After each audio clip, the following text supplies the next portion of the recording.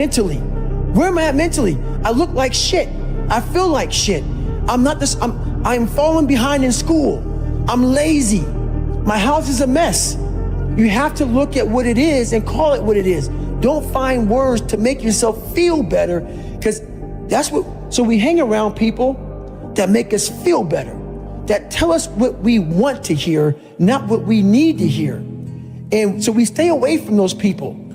And we stay away from those people, like our internal dialogue becomes that kind, it's okay, it's not okay. So that's where it starts. It starts with that accountability of it's not okay anymore. This can no longer be okay. And calling yourself out for exactly what you are and exactly how you need to fix it. That's where it starts. Nothing gets solved by that, man. Nothing. And if you look at America right now, and I won't get off on this, nothing is getting solved because there's so much racism. There's so many things, and that's just one of them. We can't talk about anything. We are skirting all these conversations because if I say this, I'm going to offend a black person or a white person or a Jewish person or a gay or lesbian person. We skirt around the daggone problem. So we can't fix shit. Everything is like, well, if I say this on TV, I'm going to lose my dad. We have to say it. We have to break the barriers within our minds, within the world. And it starts with yourself. It starts with yourself. You got to break the barriers down within yourself and just go there. You got to go to yourself. So think about it, when I say suffering, people cringe. People, that's the one word, whenever I post about it, people cringe. It's not about suffering how people may look at suffering. Like you have to just go to a place that just every day of your life is suffering. You have to tap into suffering every day of your life because we have so much scarring that we have to clean up. You have to look at suffering as almost like I look at failure. To succeed, you must fail. In failure and in suffering, all the answers are in there. All the answers to all the test questions. The test is your life. All the answers are in there. You don't have to live in suffering and pain and failure all the time. You have to learn, I need to visit it. Like people hate working out. You're only going to visit working out maybe an hour a day. 23 other hours of the day, you're not in it. But how you become in shape is you must visit suffering, visit working out 1 hour a day. Visit suffering 1 hour a day. Visit your past failures 1 hour a day. The relationship with it is the answers are in there. They are in there. Within the suffering, go in there, and I call it the live autopsy. The live autopsy. How you find out someone died? They crack you open after you're dead. How you can live is do it while you're alive. Go back in your brain, crack it open while you're alive. Don't wait until you're fucking dead to figure out why you died. Do it while you are living. Go in there, go into the suffering, go into the pain of your life and say, why did this suck for me so bad? Why am I afraid of all this stuff? Why have I shut down the whole world? I guarantee I'll tell you why you shut down the whole world. It's in these nooks of the suffering within your brain, in the scarring, are all the answers to why you are on the couch feeling sorry for yourself. They lie within the scars. Visit them for at least an hour a day, study them, and then you'll find out more about yourself. You will then grow. So don't look at it as every day I suffer. Go into it an hour a day. Learn from yourself, learn from life, learn from your failures, learn from your insecurities, learn from your self-doubt. Don't just say, I'm afraid to jump off an airplane. What makes you afraid of it? Study it. That's why I studied my mind. Why I became so powerful in the mind is because I realized I was weak. So instead of running away from the mind, I dove into it and said, what is making me weak? Oh, this makes sense. I came from hell. I came from a place that beat me down to nothing, which is why I'm afraid. All this makes sense. So systematically, one by one, I went back and met every single person in my mind, every situation. There's a lot of cookie cutter shit out here in this world. Oh, discipline, wake up early, take a cold shower, fuck this, fuck that, whatever. It's all fucking bullshit. It's not. But what they don't teach you within the cookie cutter is like our minds are like a fucking garage. And the garage, if you open a garage and it's all cluttered up, it's all fucked up, you can't put your car in there. You got fucking boats and you got fucking kids' toys and shit everywhere. But if you organize that fucking garage and you put everything in its rightful spot, you can pull that car in there. You can put 2 cars in there. You can put bikes in there. And that's like with the mind. People talk about discipline and fucking determination and fucking, repetitions and all this shit. Consistency. Why people fall off the wagon so often is because their mind is full of shit. There's no room in that mind for discipline. There's no room for consistency. They may do it once or twice, but then the mind takes over and that cluttered fucking garage comes in, and then it's like a circuit breaker, man. A circuit breaker just overloads and it fucking sparks. And our minds, that's our mind, man. It's like a fucking circuit breaker that has so much shit in it, you keep unloading it, you can't put any more into it. So I talk about it in there, man, so much about clearing space in your fucking mind so then you have room for all those discipline, waking up early, taking those, because they do mean something. But we don't get to that fucking dark matter that is keeping you from clearing out that mental garage.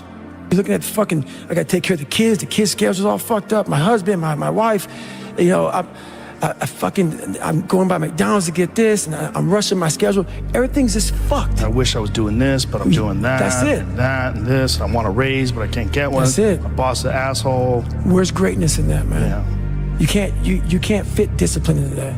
You can't fit structure. You can't fit consistency. You can't fit the grind. And then when you try, it just gets fucking overrun by the fucking clutter in your fucked up mental garage. People have talent. People have a lot of talent. And this is going beyond your talent. So when there's no more talent, what happens to you? Most people quit. People only go to their talent level. And once their talent level is gone, it becomes a mental game. That the whole mental game sets in then.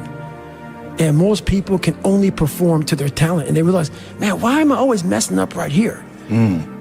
Why is this like my big hurdle? It's because you're performing to your talent. And then after that, your mind has nothing for you. Nothing for you. I see fighters, I see runners, I see people who they're great, but they get to the edge of their talent. It's like, fuck, man, what's up? Because you're now at the point now where your talent ain't gonna do shit for you, my friend. Now it's the mental game. And that's where people get lost in life, get lost in that next level. And that next level is found for me in the things that I do. I'm just misunderstood. I got to a point, I'd be running, I was like, okay, man, we could do 10 miles today. I get to 10 miles, like, oh no, motherfucker. That fucking demon that I let out every fucking morning that walks the streets at night, he comes and says, hey, no, bitch, not today, man. There's somebody out there that you don't know, have never fucking met in your entire life, that is doing 12, 13, 14. You're gonna do another one. And when you meet him, you ain't gonna be fucking ready. So Goggins kept on running. At one time, I was running by a graveyard when I was fucking just trying to become, I was fat. And I ran by a graveyard and I looked out there and I have all these epiphanies, man. I have all these fucking moments of it's crazy, man, of just thought. Cause I'm always by myself. I'm always in deep fucking thought about how to be better. And I look out there, I'm like, man, I wonder how many of you motherfuckers in there fucking just are so upset with how you lived your life and fucking just regret how you lived it. And I'm running a 300-pound man thinking, man, don't fucking die like this, bro. Don't die like this. So people wonder where this shit comes from me. It comes from such deep thought of trying to see what this is all about. What is this life all about? What am I all about? Why am I here? You know, I had to find purpose. And my suffering, it had a purpose. I see these older guys who are still fucking grinding hard. People always talk about father time. Yeah. Father time doesn't get you, man. It's father fatigue. It's father fatigue, man. Like I see these guys who have been in sports for a long time, fighting, of basketball, football, whatever it is. Yeah. And it's that grind.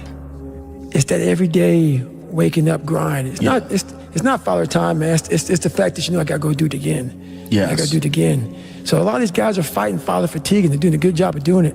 The things I don't enjoy that I still do, that's where growth is at. And that's, for me, the only place growth is at is in that very uncomfortable, in that uncomfortable zone. Yeah. So I have to visit it every single day. There may be some days I get up with poopy pants and I'm like, you know what, man? Fuck this, man. Like, what am I training for? Yeah. I have no race on the docket.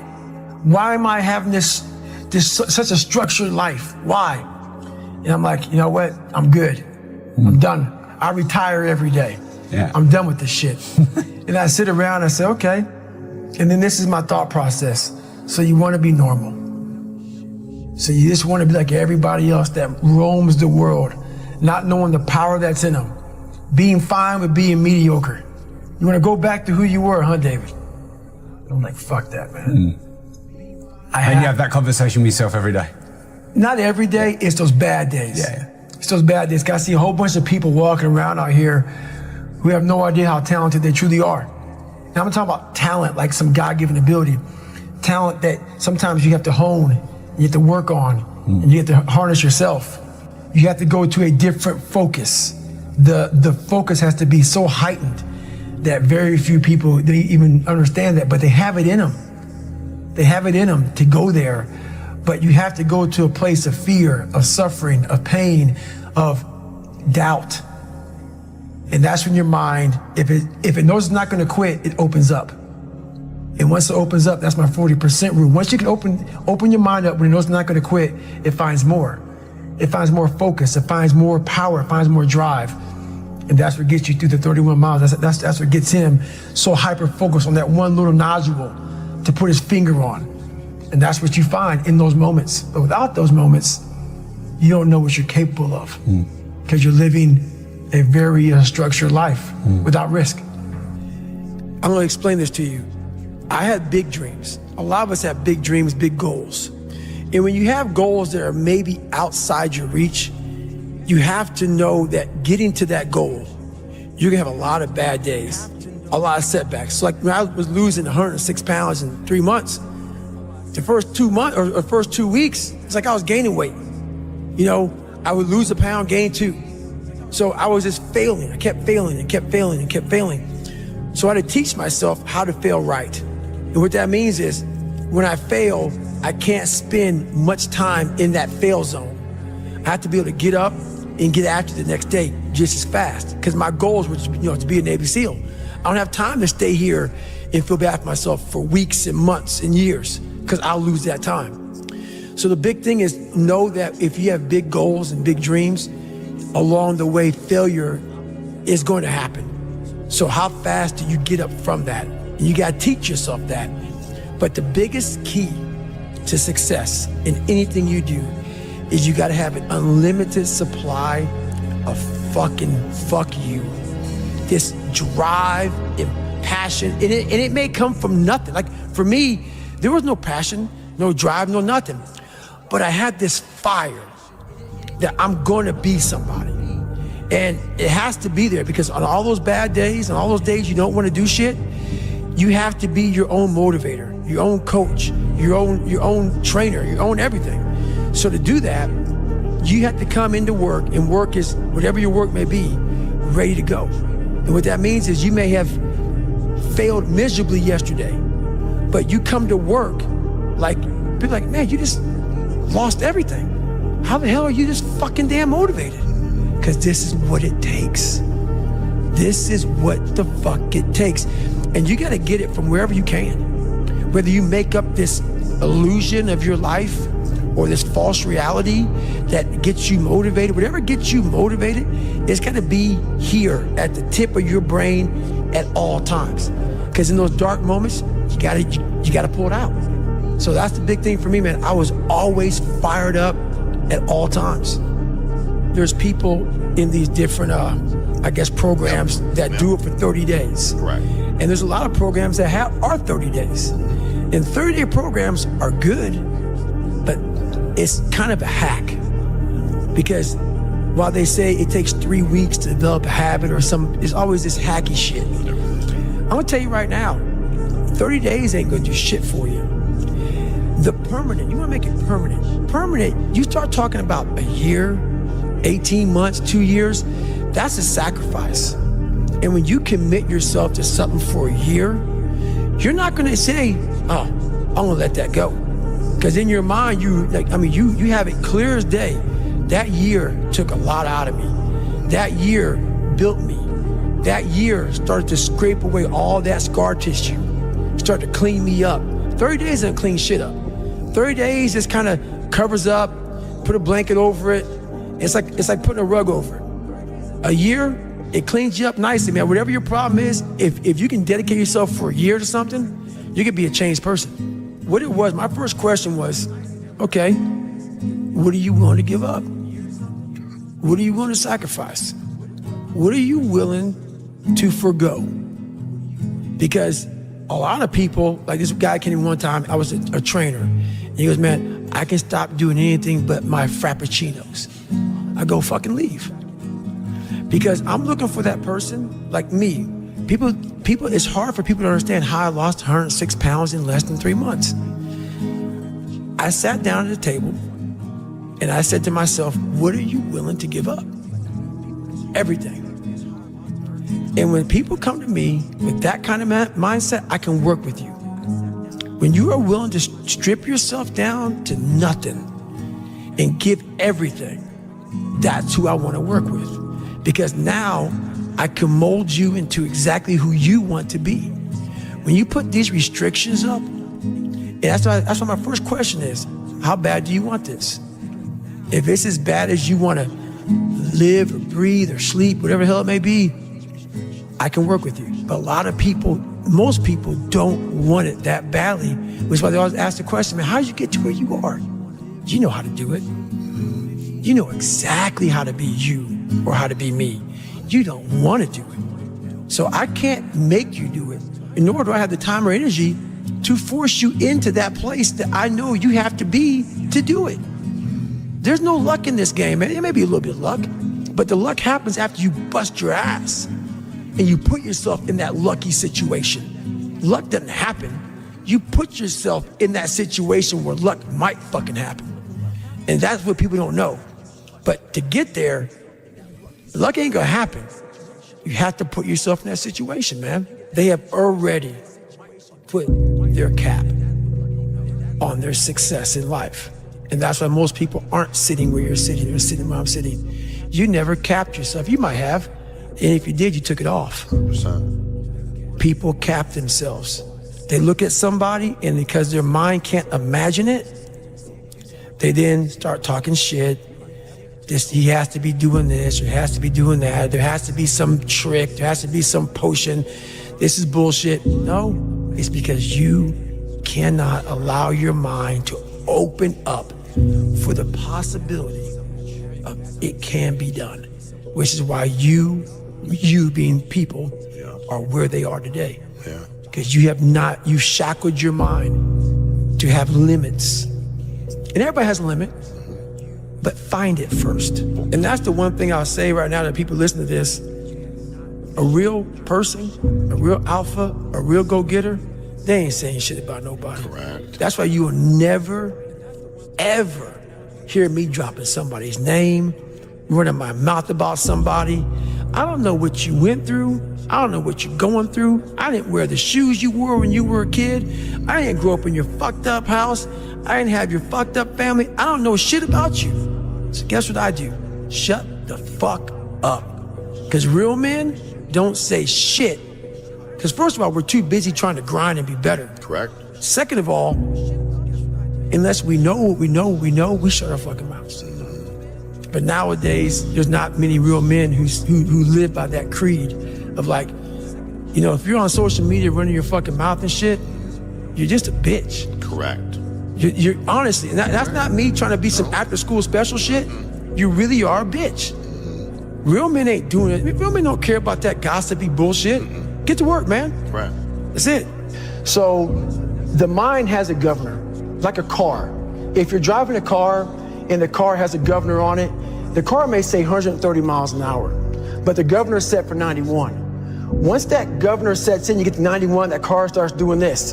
The car wants to go. The car wants to go, but that fucking factory said, we're not going past 91. We have a factory, a nice governor in our brain, and it's a survival mechanism. It protects us from pain and suffering. The second we feel that shit, our mind says, oh no, this isn't fun. We should back off. We should sit down, find something more comfortable. And there's something about the mind. The mind has the tactical advantage over you at all times. At all times of your life, the mind has a tactical advantage over you. Why is that? It knows what you're afraid of. It knows your insecurities. It knows your deep, dark lies. And it starts to push you away from that shit. It pushes you in a direction that is comfortable. The mind controls everything. So what I realized was that when I was growing up and I was 300 pounds and I got all fat and I got all insecure, I realized that my mind kept taking me in this direction. When things got uncomfortable for me, when I was facing my insecurities, I was facing my fears, my mind said, oh no, we have the tactical advantage. We need to get you, separate you from this feeling over your life. It's all about feelings. We want the happy feeling. We don't want that feeling of this sucks. Why am I here? And you don't have any, so you can't answer those questions, so you leave. I started realizing that if in that moment, you can answer those fucked up questions and you are now in charge of your brain versus your brain ruling you, that's where all that stuff comes from. So the 40% rule is all of that. You get to 40%, your brain says, we're done. Let's roll, man. This is starting to get painful. This is uncomfortable. So you sit down. You have to figure out ways, and everybody's different. That's how the book kind of talks about, like we all have these things about, 5 steps to this and 4 steps to this. It's a lot more than that. That's all bullshit. It's a practice that you have to, it's a habit. So if you know that at 40%, I'm feeling pain. At 40%, I'm feeling pain. That's where the 40% rule kicks in. Now it starts. Okay, I'm feeling pain. My mind's saying all this shit to me. It's saying, get out of here, run, flee. The fight or flight kicks in. Okay, we're done. We're not good enough. It starts telling you all these things. You start to believe it because the mind controls all. This is the time where you have to gain control back of your mind. It's okay. Let me see if I can go 45%. And once you start giving yourself more and more hope and start realizing, okay, the mind starts to be, okay, what are you doing? We're supposed to be going right and you're going left. You start then controlling your mind. Start finding more in yourself. And then it goes from 40% to a lot further than that. But that's the start of it though. Get to the spot where your mind is saying stop. Wherever that is, you gotta get there first. And then that's when that shit starts to work for you. You gotta control yourself in that moment. You have to face that in that dark room. In that dark room is who you are. But in that dark room is where you have to create another human being that walks out of that dark room to face who you are. That's the only way you're gonna get over all those things. You have to create someone else. Not like you have 2 different personalities, it is you. But you have to find strength. And that visualization of almost me cracking out Goggins, like almost like that Superman cape, like I'm coming out a different person, a person that doesn't give a fuck about anything, who doesn't care about being judged, who knows I'm weak, who knows I'm afraid, who says, whatever you think about me, take it, whatever, I'm here. That's Goggins. In the dark room, you face yourself, you realize you want to be better, you realize you don't want to be this weak, insecure person in the world who has all these problems that we all have. We all have. Social media is a great platform to tell you who we want to be, not who we are. So that's where that dark room is. You have to first be uncomfortable with how you feel about yourself.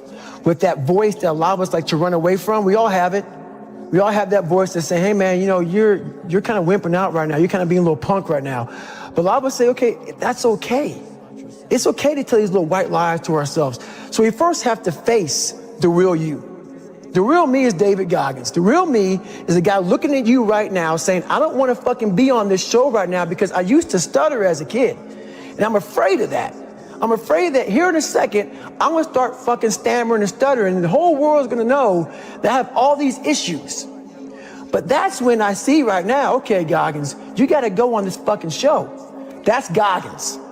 Goggins is saying, okay, David Goggins, you're a punk. Life made you this way. We can't live like this. We can't live in fear. We can't live in judgment. We can't be afraid of what the fuck people right now are looking at me saying about me. We cannot be afraid of that. That's Goggins. Goggins saying, fuck all of you who don't like me, who don't want to, and that person then comes in. But you have to be David Goggins and say, man, I'm afraid of this. I'm fucked up here. Life made me this way here. I stutter. I have these issues with reading and writing, and I'm fat and I'm insecure. You have to face that in that dark room. In that dark room is who you are. I didn't teach myself victory first. I taught myself how to fail. When you're 300 pounds and you can't read and write and you're fucked up, you know how many times you're gonna fucking fail on that process? So if you don't know how to fail, there is no victory. Most of this generation quits the second they get talked to. You did this wrong, or they get yelled at. It's so easy to be great nowadays because everybody else most people are weak. This is a softened generation. So if you have any mental toughness, any ability, if you have any fraction of self-discipline, the ability to not want to do it but still do it. People have a hard thing understand. I hate to run. And what makes me so crazy, it doesn't anymore, is people go, well, why do you run if you hate it? What are you talking about? If you can get through to doing things that you hate to do, on the other side is greatness. That's what people understand. By me running, I am callous in my mind. I'm not training for a race. I'm training for life. I'm training my mind and my body and my spirit so it's all one, so I can handle what life is gonna throw at me. Because the life I've lived, it throws a whole bunch at you. And if you're not physically and mentally prepared for that, you're just gonna crumble and you're good for nobody. Tighten up, people. It's okay. What are you going to do now? They don't own your life. All these insecure people putting their insecurities on you, you gotta flush it out. You gotta just be whoever the hell God or whoever the hell you believe in. If you believe in nothing but yourself, I don't care what it is. You gotta take everything and throw it away. You have to believe in one thing, and that is yourself. Right now, for you to find greatness in yourself, you're not gonna find it by looking in a book or by even hearing me. I may give you the spark, but you've got to go inside yourself to find it. And that means you gotta be quiet. Shut the fuck up, go in a room, stop talking, search your soul, search your mind, search your abilities, and you'll find it. I'm just starting out in life. I don't know where I'm going, what I'm doing. How old are you? 26. And you don't know? Where I'm going, what I'm doing, and I'm not disciplined. So how the fuck am I supposed to help you? You're lazy, you know exactly what to do. It just sucks doing it. Everybody's looking for mental toughness. Yeah. Every athlete, everybody in the world is looking for mental toughness. The only way you gain mental toughness is to do things you're not happy doing. If you continue doing things that you're satisfied and that make you happy, you're not getting stronger. You're staying where you're at. Either you're getting better or you're getting worse. You're not staying the same. So what are you doing today? Doing the same thing I was doing last year and last month and last week. I'm continuing to look in the mirror, look at the reflection. It's called the accountability mirror. What have I done today to improve David Goggins? The accountability mirror is something that I kind of came up with in high school. Like I said, I started shaving my head when I was 16. And I got caught up in trying to impress so many people because no one liked me. So I developed so many different identities. When you look in the mirror, that's the one person you can't lie to. So every morning I would shave my head thinking, God, I would reflect back on some of the lies I may have told somebody or some of the ways I acted that I didn't feel comfortable doing. I was trying to make other people like me. How pathetic is that? We all have that voice that say, hey man, you know, you're kind of wimping out right now. You're kind of being a little punk right now. But a lot of us say, okay, that's okay. It's okay to tell these little white lies to ourselves.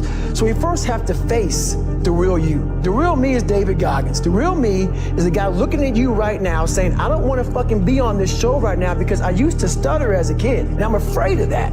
But that's when I see right now, okay, Goggins, you got to go on this fucking show.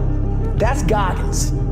Goggins is saying, okay, David Goggins, you're a punk. Life made you this way. We can't live like this. We can't live in fear. We can't live in judgment. We can't be afraid of what the fuck people right now are looking at me saying about me. You have to face that in that dark room. That's the only way you're gonna get over all those things. You have to create someone else. Human beings want to show you the best side, and they want to hide the worst side. For me, I'm gonna teach you how to be vulnerable, because that's the only way you fix yourself. Let's say it's a man up there or a woman, whatever, and they have a chart. And when you're born, they say David Goggins. They write the chart down because they can see everything. They know exactly where you're fucking supposed to be. You die, you go to so-called heaven. You arrive at heaven, I'm 300 pounds. I go up there and God looks at me and he shows me my chart. And my chart on there says you were supposed to be a Navy SEAL. You're supposed to weigh 185 pounds. I was supposed to live that life. And then you find out that the reason why, because we all think that if we pray on it, if we do this, if we do that, whatever, if we don't work, we just, whatever, it's gonna magically happen for us. I believe that when I'm all said and done with, my whole job is to outwork the chart. Whatever the fucking chart says about me, the all-knowing power up there, I want to get up there and say, him look at me and say, I know everything. I didn't fucking see this.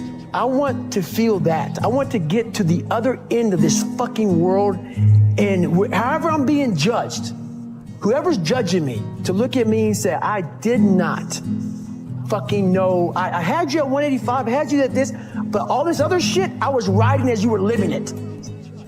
I want to find more, all I can. And in that fucking sack of shit, you have to dive in that to find more.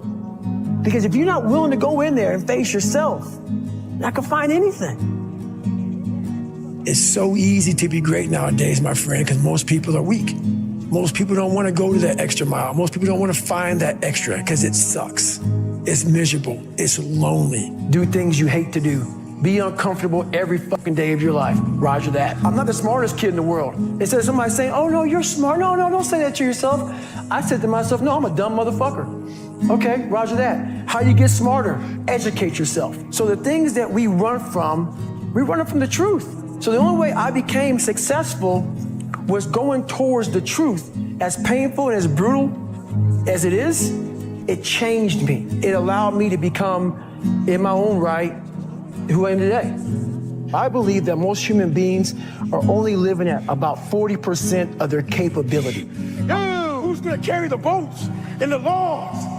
At all times of your life, the mind has a tactical advantage over you. Why is that? It knows what you're afraid of. It knows your insecurities. It knows your deep, dark lies. And it starts to push you away from that shit. You talk about that you were kind of, lonely by yourself. I was the same way. And that used to hurt me growing up. Now I fucking thrive in that shit. That's the only place to be. Something in you has to wake up. And usually the only person that can wake it up is you. But if you don't have a little flame, just barely, you're done. I can't light it for you. And that's the harsh reality of this life that I want to get across so fucking bad. You can watch me, you can watch you, you can watch Rogan and Cameron Haynes, all these motherfuckers. You can go to Tony Robbins's fucking bullshit, all this shit. If you could keep going back and keep spending money and spending money and spending money with no results, you can wonder, wow, maybe let me go try out David Goggins. He ain't gonna fucking help you. You have to explore, examine the insides of yourself. And what do you really want out of life? You have to envision something that is more powerful than you. Something has to get you out of bed. And you have to create it. It has to be false. Because you're not it. You're a fat piece of shit. And that's the reality of it. So you have to create a false reality to live in that, just to get to work on yourself. That's the reality. Make up your own mission statement. What do you want to be in life? And once you do that, now you can work with somebody to get better. You can work with yourself to get better. But until you know what you want to stand for, you will always just be sitting down. You'll never stand for anything. Let's say you have no races. Let's say you have no classes, no nothing. There's no purpose in your life. You know, people need to have purpose to get up. They need purpose to perform. You need to get to a point in your life where there's nothing on the docket. If you're not constantly performing without purpose, you're not gonna be ready when the time comes. It's this magical thing, purpose, that we're all looking for. But what's funny about it all is that we need these things to perform. But we don't take a second to realize the purpose is always there. The purpose never leaves us, because the very purpose is you. You are always the purpose. There may be another purpose, like being a SEAL or going to college or whatever, but the main purpose in life is you. If you wake up in the morning and you don't want to do something, you don't care enough about yourself, because you have to want it. You have to want to be better. And it starts off with, you have to have pride in yourself. A lot of people out here just don't fucking want it. So guess what? Have fun with your life. Go from 3 to 350 to 400 to 450 to 500, because you don't want it. And that's the harsh reality. I can't give you shit. I had to miserably wake up every morning in the cold. I was miserable. This is your new life. Take it or leave it. There's no happiness about it. There's no peace behind it. It sucks. It just fucking sucks. And it's gonna continue to suck. And then one day you'll get to a special part in your life that it might get a little bit better. Self-discipline is everything. And if you don't have it, I don't look at you right, because I know you're capable of more. It's not discipline so much for me. It's all on you. The self part is what's big, where you're gonna fail and you're gonna be in your head, you're gonna be saying, I'm not good enough. And it's how you get through that. It's how you get through that on a daily basis, when that thing is saying, man, I'm 43, I've done so much. You start to become civilized. The refrigerator gets full. You start making money, and you start, I'm not getting cold anymore. I'm retired. At 40, people shouldn't be playing basketball or football or being in, you start to believe this shit. And it becomes in your fucking mind, like, there's people who are retiring, you know, at 40-something years old or 30-something years old. At 43, I'm still putting in 100-mile weeks, still doing thousands of pull-ups, thousands of push-ups, because I'm not allowing myself to become civilized. The worst thing that can happen to a man is become civilized. You lose that fucking fight. You lose that, why the fuck am I doing this shit? I'm good. You ain't good, man. You ain't never fucking arrived. And that's just my mentality. You may have more, but you never fucking arrive. You want to be uncommon amongst uncommon people. You know, it comes from, I had a rough childhood coming up, and I just took all that, you know, negative energy and made it very positive for myself to drive me. I'm a very driven person. I have passion that almost scares people, just to be successful and to make it no matter what. People wonder, how do you stay hungry all the time? Because after I accomplish something, I don't sit back like a lot of guys who graduate buds, graduate this, graduate that. They get comfortable. They wonder why I'm getting weak, man. I don't know, I lost my edge. What's going on? Because once you hit the top of the fucking mountain, guess what happened? I'm good. I'm good, so you wonder why you're falling down now. Because once you reach the top of the mountain, you gotta build a fucking another one. That's mediocrity. There's a lot of people in mediocrity who have a nice resume, but they're one-timers, man. They hit a one-time deal, they busted it open, got a lot of money, but they're good. You're mediocre now, man. What are you fucking doing today, tomorrow, the next fucking day? I listen to a motherfucker who's like this, man. What's wrong, man? I'm fucking tired, dude. Why are you tired? Because tomorrow, I gotta do the fucking shit again, man. Whatever the shit is that made me fucking nauseous and sick to my stomach, it made me hurt, there's no ending. And that's the person I listen to. That's the person who's gained knowledge. You gain knowledge through suffering. And on the other end of suffering is a world that very few have ever seen. It's a beautiful world. I will have normal, everyday people picking me apart. Oh, his life is miserable. Who wants to live like that? It's crazy how it's almost like he's sick, he's psychotic. Because human beings need to hear this. They need to stop hearing these hacks on this and that. There's no fucking hack, bro. There's no fucking hack. Yeah, you may this and that and saunas and all this shit it's great. There is no fucking life hack. to grow that thing, how do you grow it? Do it and do it and do it and do it. That's the hack. Let me teach you the real life, how it really is. The reason why you're a loser, and the reason why you're not fucking making it, and the reason why you're trying to go to all these, I go to all these fucking conventions, speak all the fucking time. I look in the fucking audience and these people sign up, fucking every year to go to a convention, thinking they're gonna learn something fucking different. What brings me joy and happiness is knowing how beautiful the mind is, and I'm one of the few people that didn't read about it, didn't experience it through some drug. I got to experience the beauty of true fucking willpower.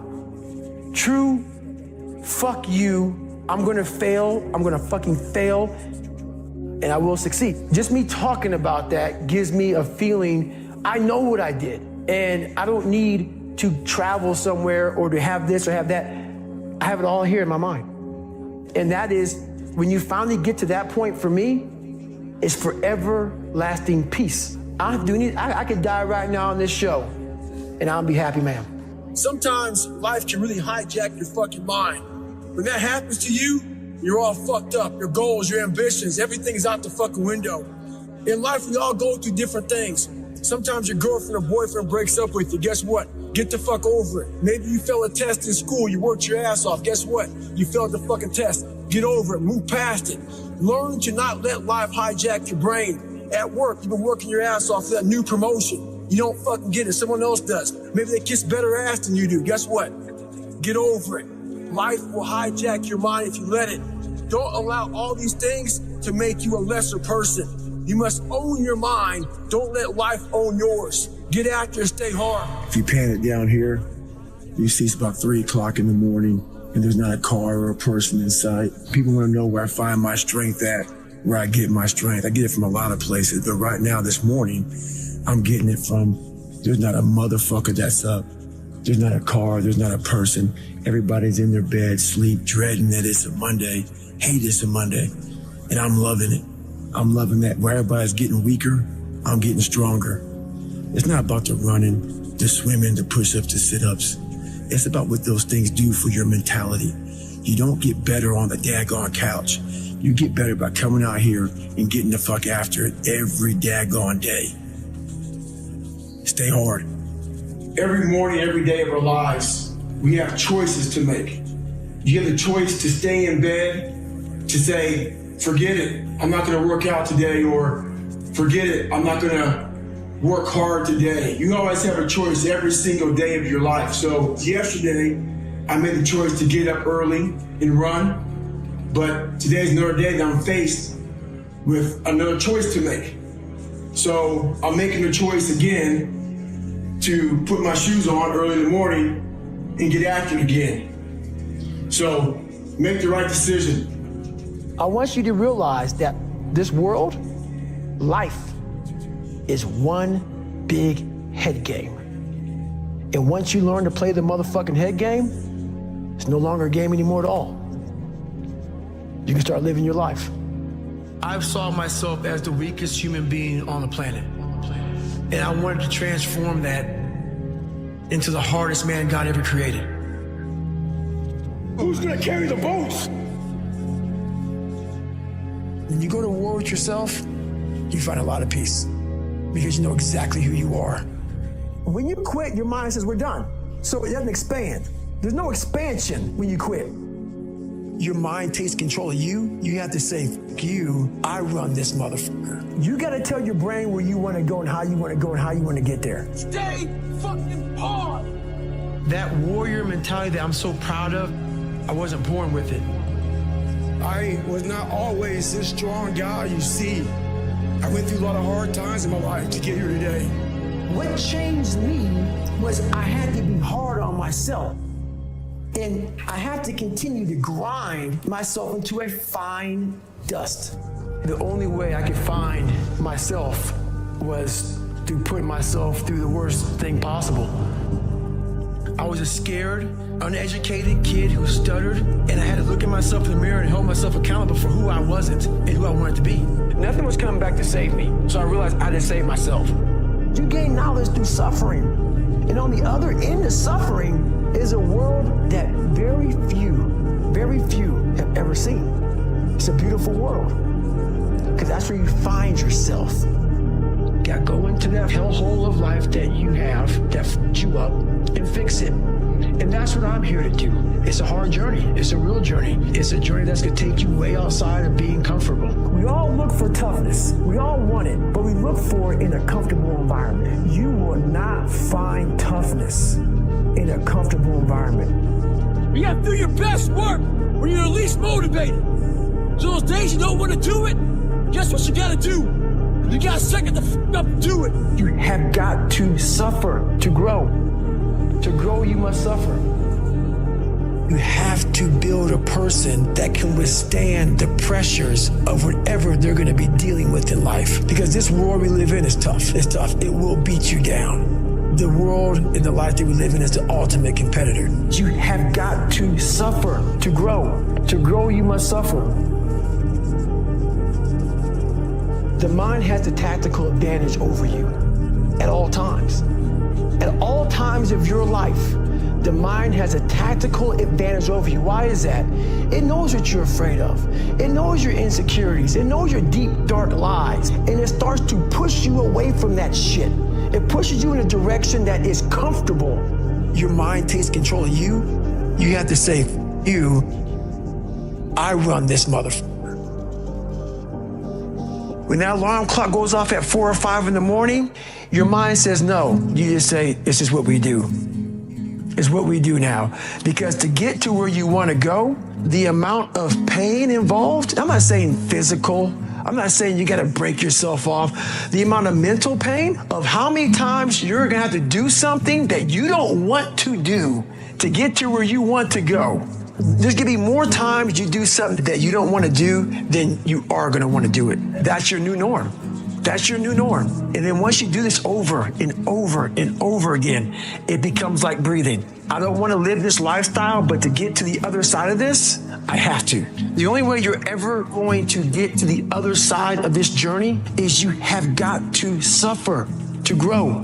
To grow, you must suffer. We have the ability to go in such a space. If you're willing to suffer, and I mean suffer, your brain and your body, once connected together, can do anything. I'm trying to build people up. I'm trying to armor their mind. I'm trying to get them to belief. Because this world we live in is tough. It's tough. It will beat you down. The world and the life that we live in is the ultimate competitor. It will try to take you out. It will find your weakness, and it will just hammer you. So if I can help you build belief, build confidence to the point where nothing can hurt you because you know exactly who you are. You have to build a person that can withstand the pressures of whatever they're going to be dealing with in life. You gain knowledge through suffering. And on the other end of suffering is a world that very few have ever seen. It's a beautiful world, because that's where you find yourself. Every day you have to do this shit. Because why? When you stop doing it, you don't just maintain it. If you stop shooting a gun, you're not going to be a great shot when you pick a gun up a year from now. If you want to be great, you want to be the baddest motherfucker ever at what you do, you're going to be misunderstood by everybody, because you're going to be so obsessed and so driven to get there. That's what it takes. It takes every second of your life. Anybody says balance? Yeah, balance is important for a lot of people. It is. But if you want to go to that edge where people do not like you, don't understand you, question everything you do, you have arrived. When you are misunderstood to the point where people think you're psycho and you're nuts and you're this and that, why are you in the gym at 1 o'clock in the morning? You will never understand what is wrong with me. And that's why I'm so glad you don't, because I'm in the right spot. When people don't understand you anymore, you're in that spot of obsession and drive where people are like, what the f is wrong with this guy? I don't want to talk to you, man, because you're not going to get it. I can't get this paragraph. I can't remember what the f is in this paragraph to pass this test to get in the military. Read it again. I'm still not getting it. Read it again. But if you're not getting it, write it out. And that's how I started learning. I can't swim. I'm negative buoyant. Go back again. I can't swim. Go back again. Go back again. Go back again. I got it. I realize if I keep going back and going back and going back until the shit just becomes, your mind will say, okay, we're going to figure it out. because he is not going to stop. It's not like, I'm gonna try one more time. No, it's just like alarm clock goes off, boop, we're going back. I can't read right, we're going back. I gave myself no way out, and my mind realized that. They said, okay, we're gonna adapt and overcome now. A lot of us wanna find peace first. So people say, man, you always talk about this suffering and pain and shit. I'm at peace right now because I went through that, right? You don't find peace first. If you do, Merry Christmas, more power to you. I found peace on the opposite end of finding myself. And no one really finds himself without going through trials, tribulations, suffering, accountability. And accountability is suffering. Being accountable every day for doing right for yourself, for the people next to you, it's miserable. One thing we don't do is we don't have a new norm. My new norm is you get up every morning at 4 o'clock and you suffer. This is your new norm. That became my new life. Most people want to get out of it. I said, no, motherfucker, this is your new life. This is who you are. Your new norm is you wake up and you suffer. And I started realizing if that's my mentality, this shit ain't hard anymore. Not getting civilized is about having a savage mentality. It's a comfortable world. A lot of us say, like for instance, I see these athletes right now who retire. I'm 38, I'm 39. I did 20 years at the top of my game, and I'm chilling out now. You see them a year later and how they look. What the hell just happened to you? What the hell? You're one of the greatest athletes of all time. Kids looked up to you. Women, men of all ages looked up to you. And they hit the pinnacle where it's time to retire, and their mind says, I'm civilized. The worst thing that could ever happen to any human being is they become civilized. It's that total accountability. Like even when you retire, there's a mother looking at me and judging me right now, man. I was the baddest person to ever live. Doesn't go away, man. You gotta wake up. Even though you retired, you never retired. You're setting the example every single day of your life. And being civilized feels so good. I'm sorry, man. Once you get to the top, you may retire, but you ain't never coming back home, man, because now you're judged. People see you falling off. You wanna be that guy who knows I may be retired from the sport or from whatever I did, but I'll be damned if you ever see me looking like shit. Feeling like shit, not arriving. People, I've arrived mentality. You're always setting the example. Civilization feels so good. These comfortable feelings are what people want. They want retirement. They want that. They need that. It's a yearning feeling. I want it too. People love putting a label on me about, my God, man, you're just wired different. Not wired different, dude. I'm thinking right now, after I got past my stuttering thing, now I'm on a roll, I'm good now. You know what I'm thinking about right now? I gotta wake up tomorrow and do the same shit again. I gotta leave this interview and go stretch out for 2.5 hours. I hate that shit. But guess what it does though? I'm constantly callousing over my victim's mentality that I once had growing up. Every day you have to do this shit. The only way to keep from getting rusty is to constantly owe that machine. The machine is this. You gotta keep challenging it every day. How do I do it? How am I able to do what I do on a daily basis? How do I fight the demons? Because they hear me speak and I'm very raw and real. How do you fight my insecurities, all these things? And they're there every day. They're there every day. I'm in the search for a feeling. I'm not in the search for a trophy. I'm not in the search for love. I'm not in the search for more followers on Instagram or social media. When I started this journey years ago and I realized that I'm going to be somebody and I'm searching for a feeling of true victory for myself and only myself. The second I shut out the whole world and realized that one thing, that I am in this world alone. I'm fighting in this race by myself. Yeah, I'm all about people, I'm all about team, I'm all about that shit. But I'm really all about right now and in my life, no one knows the real truth about me, how hard I really go. I don't care if anybody knows. I don't want anybody to know. I'm an introvert. I live an introverted life. And I love that about me. That right there is my fuel, is I know that there's really no one out there grinding like me. And if they are, so be it. If I know about you, I'll make sure that I up my game. That's what the mentality is all about. My whole thing is a mentality thing. I view myself as the weakest person on the planet Earth. I was just an insecure, scared kid. And the only way I could find myself was through putting myself through the worst thing possible. My goal in life was to, in my mind, believe I'm the hardest man alive. And that's why the whole thing is can't hurt me. That's what it's about. It's about whatever you think you are, you have to make that dream a reality. But that's where the hard part is making that dream reality. That's where the hard work comes. That's where people know, how do you keep grinding every day? You have to make those insecurities, those fears. Like when I was 300 pounds, I didn't have any drive. I'm gonna go be a Navy SEAL. What kind of stupid shit is that, 300 pounds? There wasn't like a drive to go be a Navy SEAL. I was an insecure, lying kid, afraid. I had to look at my insecurities and in my fear and find drive in that. We're all looking for passion. Passion's all around you. You have a whole stack of it all around you. It's your insecurities, all that shit. You gotta dive deep in that shit. It's all in there. All the energy and fuel you need is right in yourself. It's all there. You got a lot of stuff to do to overcome. And that's where I found it. I found it right there in my own insecurities. I found drive in my own insecurities. And that's the most powerful thing in the world. When you can find drive in your own doubt, fear, insecurities, you get to face a lot of young man. You got a long journey ahead of you, because you're gonna find out that while your dad did a lot of to you, you're gonna have to make it on your own. Because this world we live in is tough. It's tough. It will beat you down. The world and the life that we live in is the ultimate competitor. The world's tough. The world's tough. It will try to take you out. It will find your weakness and it will just hammer you. So it's time to get back to work. Get back to work.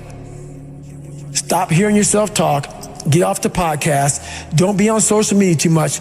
Cut out all the fucking noise. Get back to the fucking mental lab, because that's where the knowledge came from. You need to get to a point in your life where there's nothing that can hurt you, because you know exactly who you are. You've faced your demons. You were able to hear all your past traumas.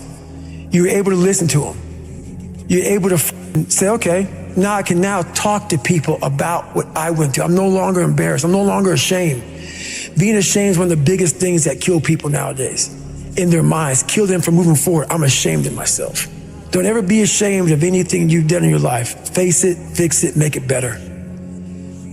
Everything I need is in my mental lab. Everything. Because I'm in constant study of myself. And I know what needs to be conquered, because I'm constantly going through what I don't like, what I'm not comfortable with. I know, and only I can fix these problems, because I have to face these problems. Unchosen suffering is going to happen, right? So the only thing that you can do is have some chosen suffering to prepare for it. It's the only thing you can do. That's the only thing you can practice for the unchosen suffering, is have chosen suffering. Do something that sucks every day. I'm not trying to send a message of run 200 miles, be the baddest motherfucker in the world, but be tough. You better have a part about you that's tough, a part about you that can break down situations and get better. And break down situations very quickly within some trauma in your life, some devastation in your life, because it's gonna come. The devastation, the trauma is gonna come, and you can't allow that to become a Jersey barrier. It can't be a Jersey barrier. It has to be something that you can maneuver through very quickly and move forward. That takes a lot of toughness. There are a lot of people, when you die, they figure out why you died. They figure out how you died in the autopsy. But we never do a live autopsy to figure out why we're dying while we are alive. And I was dying. I was living every day, but I was really dead. And so I figured it out. And once I figured it out, I was able to reborn. I was able to be reborn. You must take this knowledge that you learn from all this shit is knowledge. So I'm just trying to give people that strength to go in the archives of your life. Because while you're probably fucked up, it's probably something happened to you in your life. Go through the archives, dig it up, study it, and then use it for yourself. That's the main purpose for me right now. You need to be better here, you need to be better here, you need to overcome this, overcome that. And people need to have purpose to get up. They need purpose to perform. You need to get to a point in your life where there's nothing on the docket. There's no 5K, there's no, I'm gonna get into school to be this or that, and still perform to the highest level. Because what people don't get is one day that thing's gonna come up. And if you're not constantly performing without purpose, you're not gonna be ready when the time comes. It's this magical thing, purpose, that we're all looking for. But what's funny about it all is that we need these things to perform, but we don't take a second to realize the purpose is always there. The purpose never leaves us, because the very purpose is you. You are always the purpose. There may be another purpose, like being a SEAL or going to college or whatever, but the main purpose in life is you. So if you wake up in the morning and you don't want to do something, you don't care enough about yourself. And that's what you need to really research is, why am I not doing this for myself? Because that is the number one purpose in life, is to better oneself. So that's the only purpose I fucking need. So the reason I get up every day, even though there's no race or there's no school, there's nothing in front of me, is because I have pride in myself. I was born David Goggins. David Goggins wasn't good enough. He was a scared, bullied, abused kid who struggled in life. And that kid, whenever something got tough, no matter how hard I trained, no matter how ready I was, whenever something got tough for me, David Goggins, the real David Goggins, would come out and he would quit. So I realized this over a period of time. So I had to build Goggins. And in that process, that's where I get better.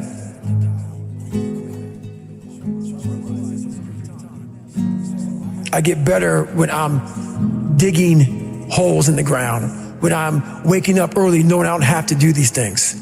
That's where I get better. So it's important to stay hungry. It's important to stay hungry, but it's important more to stay humble within that hunger. So while you're hungry, a lot of people are hungry, but humility is everything. What was that story about William Crawford, the janitor? Yeah, so this guy won the Medal of Honor. So he won the Medal of Honor, and which is the highest award in the military.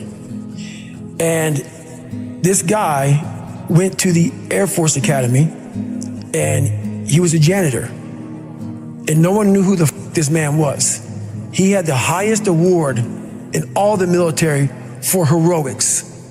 For heroics, saving lives, putting his life on the line, could have been killed. And he is now basically, cleaning shitters for young kids. And we can all imagine how that probably went. There's probably some, little bit of taunting here and there. And he just sat there and cleaned the shitter. So that's why he's in my trained humility part, because for this man to be at the level he was and have that kind of humility to go, I'm a Medal of Honor winner, but I'm gonna put that in my closet, and I'm gonna pick up my broom and dustpan, and I'm gonna pick up, this rag and clean this for these young men. That right there is amazing for me, man. That's where you grow. That's growth, huge growth. And also it shows that he was doing his job. He was a servant. He didn't look at himself any better than anybody else. And the second you do that, you totally lost. You cannot look at yourself like people with me even. I always look at people. I know where you are. I know where, because I've been there. That's why I help so many people out. I've never been above you. I've always pretty much been beneath you, and that's where my knowledge came from. So I know how to reach those people who are in the dungeon, because I've been there so many times.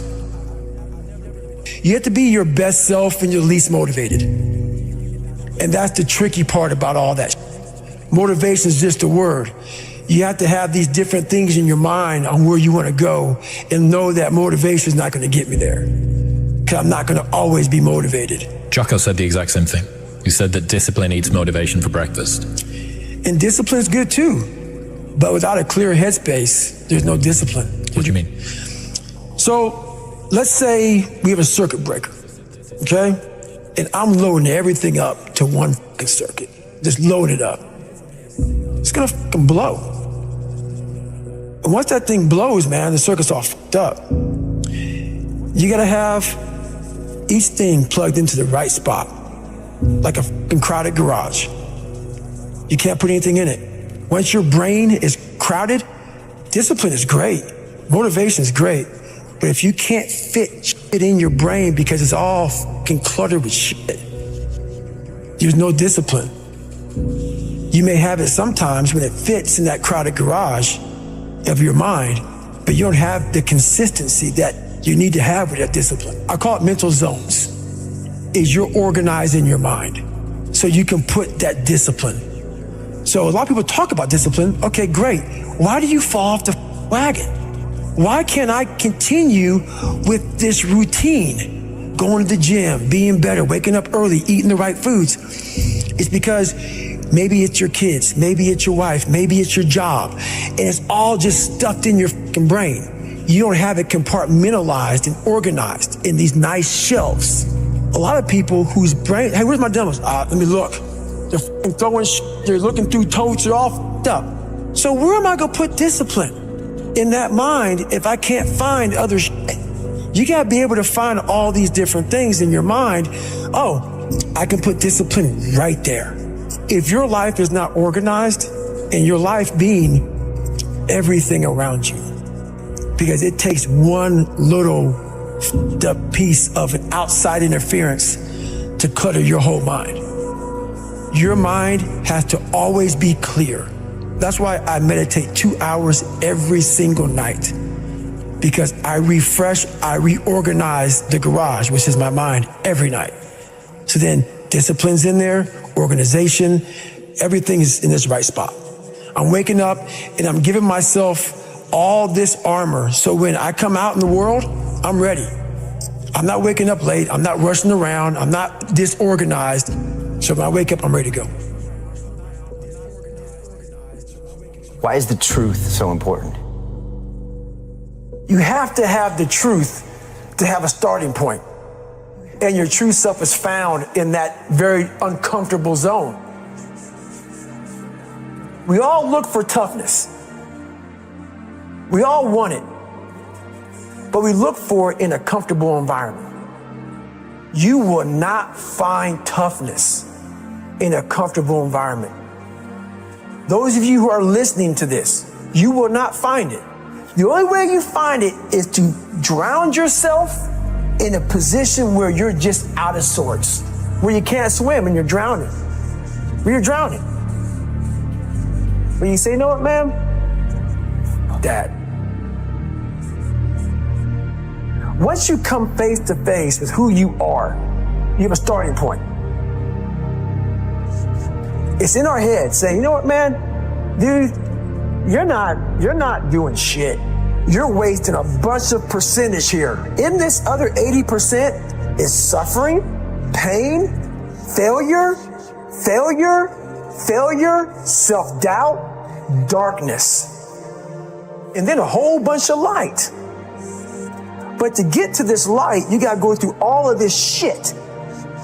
If you're not succeeding, and you're not achieving, it's because you're afraid to go in that dark place to find yourself.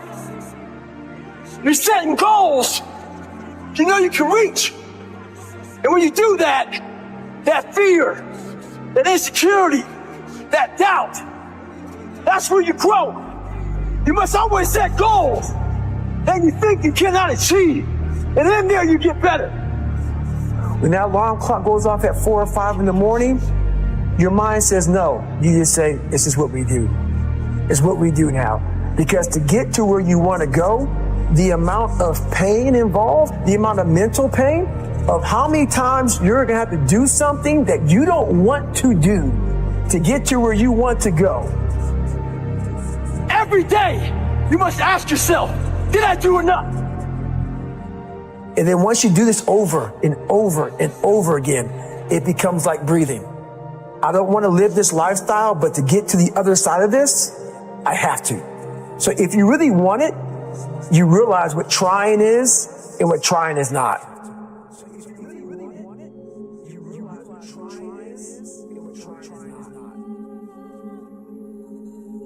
Your brain is the most powerful weapon in the world. Once you put away your phones and your computers and all that shit we have nowadays, your brain is the only thing you have when you're going through depression, when you're going through hard times, when you're going through death, real life shit. You can't Google that shit, man. You're alone. You're alone. You may have a shrink you're going to, you may have a best friend you're going to, but there's 24 hours in the day where you're alone in this brain, and your brain is talking to you in all kind of ways, and it wants to control you and pull you in these different pockets. If you can't control your own brain and your brain controls you, you're fucked. You got to tell your brain where you want to go and how you want to go and how you want to get there. You got to control it. If not, it's over. It's over. All I knew back then was hard work. You gotta work hard. You gotta work hard. I can't get this paragraph. I can't remember what the fuck's in this paragraph to pass this test to get in the military. Read again. Still not getting it. Read again. But if you're not getting it, write it out. And that's how I started learning. I realized if I keep going back and going back and going back until the shit just becomes, your mind will say, fuck, okay, we're going to figure it out. It'll find a way. Because he is not going to stop. It's not like, I'm going to try one more time. No. Alarm clock goes off, boop, we're going back. I can't read right, we're going back. I gave myself no way out, and my mind realized that. They said, okay, we're going to adapt and overcome now. That was my mindset. And that's how you get through things.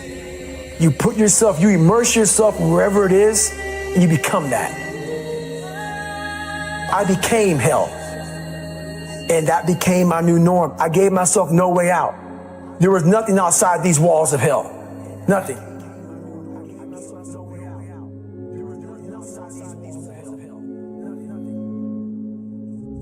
I watched this segment on TV about these guys going through Navy SEAL training. And I couldn't even, I wasn't a great swimmer. I was afraid of the water, all this crap, man. I saw these guys just quitting. But at the very end, it says 22 guys. This commanding officer's up there, and he gives this great speech. So I started visualizing me being the 23rd guy, sitting there with these guys. I said, man, if I could feel that, that would change my life. And what was that feeling you wanted so bad? Respect? Accomplishment? No, victory. I wanted to win. Not like beat somebody else. It wasn't about that. I just wanted to go the distance. Everything in my life, when something got hard, I quit. I had to work harder than you, so I quit. Like, man, if I could just go that distance, that extra mile, to just go, just to finish. I want to finish. I want to feel victory. And victory for me wasn't winning, it was just finishing. So I said, you know what? If I could feel like these guys feel, it would change my life. And literally, I started feeling victory just by putting myself in the battle. I started realizing, man, just by going to war with myself every day and putting these challenges and these goals and these obstacles, these insurmountable obstacles, now we can move from there. But if you look at it as, man, I'm broken and I'm still here.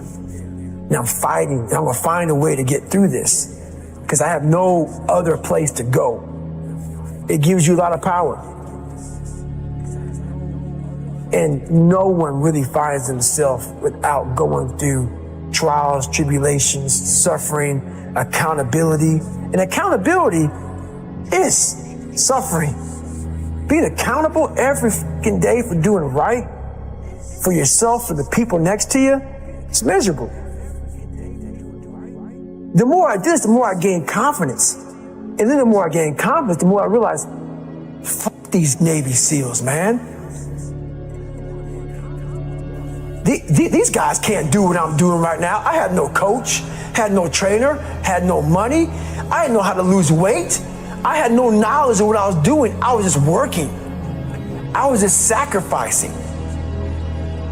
But I would have never found these tools if I didn't put myself in a very uncomfortable place. And your true self is found in that very uncomfortable zone. That's where he came from.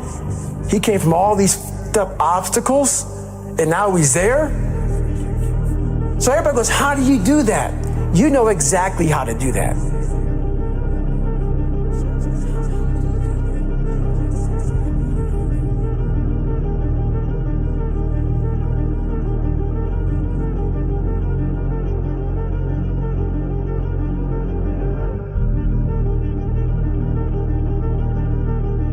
There's a lot of thought behind a person being a born loser, becoming who I am today.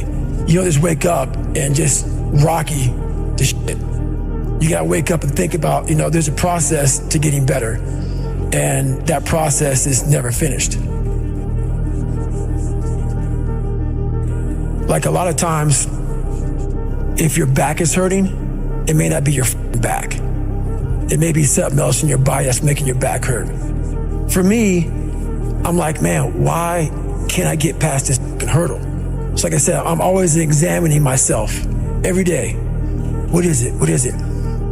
Well, there's only one thing you haven't examined yet, and it's going back to the beast, going back to the demon. All the fucking times that I was like, I'm not going back, and I went back. I'm not going back, and I went back. I'm not going back, and I went back. It showed me even more of what we have as humans.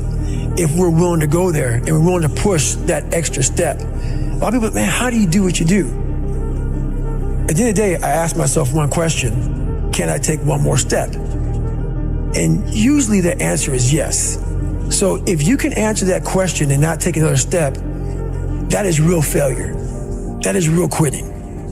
So a lot of people can take one more step, but they choose not to. I don't know if you can take 2 steps. You got to answer that question after you take the first step.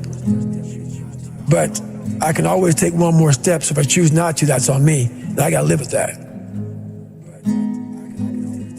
I had just climbed a mental wall that was amazing. And I didn't want anybody to take that pain away from me at that point, because that was all confirmation. So for me, this was the new level. You don't need a lot of things. Sometimes the only thing that kept me with that one step forward was one thing. Let's not quit yet, guys. Let's think about your options. Where are you going to end up if you quit this shit? Where are you going to go? And when I got done with that race, it's the worst pain. I can't even describe the pain of that last 30 miles to anybody. No one, it's very hard. So when it ended, and I'm laying there in the worst pain of my entire life, I'm shaking, I'm jacked up, and all I could think about was, I can't believe what I just done. To me, it was humanly impossible to even think about going 30 more miles in that shape. And once you do it, what came over me when that shower hit me, and the reality hit that I just went 101 miles. And that last 31 miles was something that I can't even describe to people. And what's amazing about the human mind is that it becomes your new norm. Like, to think that I can run 200 miles, 240 miles, and that becomes like running 50. I never thought that was possible. This is why I'm always pushing that limit, because I know that within pushing these limits, there's always more. Did that set the tone or the rhythm for what you wanted to try and achieve and feel again? Each time you're pushing further? I never wanted to feel it again. I never wanted to feel it again. But what it did was it showed me what is possible. And that's what set the new stage for me. That's when I realized, oh man, I've really been underachieving my entire life. But it taught me what is possible. It taught me like, okay, I got it, check. I'm about action, and action means less talking and more doing. So that's where I've been. It only takes 1 second for you to lose the whole thing. So the 1 second decision is just that. You're in a situation where life is sucking. Let's say you're in extreme cold water and your life is flashing before your eyes. Every time that wave goes over your head, your thought process is, I gotta get the fuck out of this water. And you're in Hell Week. And you're hour 1 of 130 fucking hours. It's cold, I can't be cold this long. And then this is where that 1 second decision comes in. You forgot every reason why you wanted to be there. You don't care about SEALs. You don't care about any of this. You don't care about fighting for your country. All you want to do is go back home. You want the warmth. You may want something to eat. All those things of comfort are there in that 1 second. And this is where people lose. So what I do in that 1 second, because we all think about quitting, it's hard. But what you have to do in that 1 second is hard to process information during pain. Because that pain takes over and you can't think rationally. You're thinking about fight or flight, save yourself. That's not a rational thought. It's not a thought that's going to get you through hard times. Most people fail that 1 second. So what happens, what I do, I start thinking logically. I calm my brain down because your brain just wants to get the fuck out. It's about gaining control of your mind, putting things back in the proper perspective, and then saying, I really do want to be here. And I'm going to have a bunch of these 1 seconds, and I have to learn to control these. Because if I fail one of these 1 seconds, I will not be a SEAL. I will not be a doctor. I will not be a lawyer. I will not be whatever the it is. So that's how important that 1 second decision is. It's all about your mind takes control of you. You have to say, you, I run this motherfucker. There's no other way to make it out here. I mean, you can't just always be, head down in the sand. You got to learn to pick yourself up on your own. A lot of times these fights and these battles, you got to be your own coach. You got to be your own motivator. Because there's a lot of people in this world who don't want to see you make it because they think you could take a piece of their pie. But I've learned to study people before I react. Because there's no successful person in the world who's in a good headspace that's going to ever attack anyone in that kind of manner. There's always going to be something wrong with them. So you got to always dive a little deeper before you get your feelings hurt. Take time. Take that 1 second to pull back and study them. Because most people who are in good places, they don't care about what you're doing. They don't care about what you're doing. They don't try to destroy you. They actually will try to build you up versus destroy who you are as a person. So that's where I'm at now in life, is most people who do that, they're in a very dark, dark place. As you get bigger, as you get more successful, you open the door for people to critique every fucking thing you do. And most of the people who are critiquing you usually aren't where you are. And all their critiquing comes from people who are really at a low level of life, which is sad. But what we do, people who are on the upper level, hearing the haters at the lower level, like I said, you'll never meet a hater doing better than you. True statement. So I started making these mixtapes with all of these hate messages about people talking shit. And it became such a source of fuel that it was amazing, because I know why you hate me. You hate me because you're probably in the bed right now. You're probably an underachiever. You're probably somebody who doesn't want to do anything with your life. So I make you question everything about yourself. So I'm going to continue making you question yourself by coming out here and being even more successful. So what happens is, there's days where I'm like, you know what? I really don't want to do this today. And I'm like, oh, hang on. So I listen to that while I run. I sometimes play it in the house. It's half comical, it's half inspiring. I'm actually inspired by it. Because I know I'm gonna get hit in the mouth. There's an art to getting hit in the mouth. And that is why these things are important. You have to wake up and you have to give yourself belief. You have to give yourself confidence. So it starts with that run. Belief is like, there's an after school special belief where the mom says, believe in yourself, and that's all great. But there's also a built belief. How I build belief is through the daunting tasks I put myself through.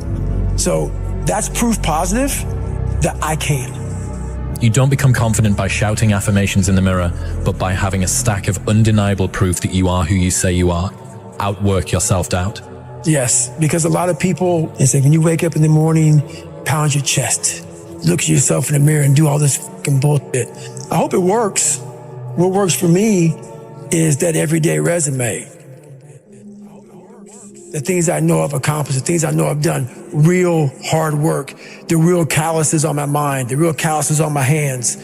That's it. You must build belief. You must build confidence and say, I can knock that shit out.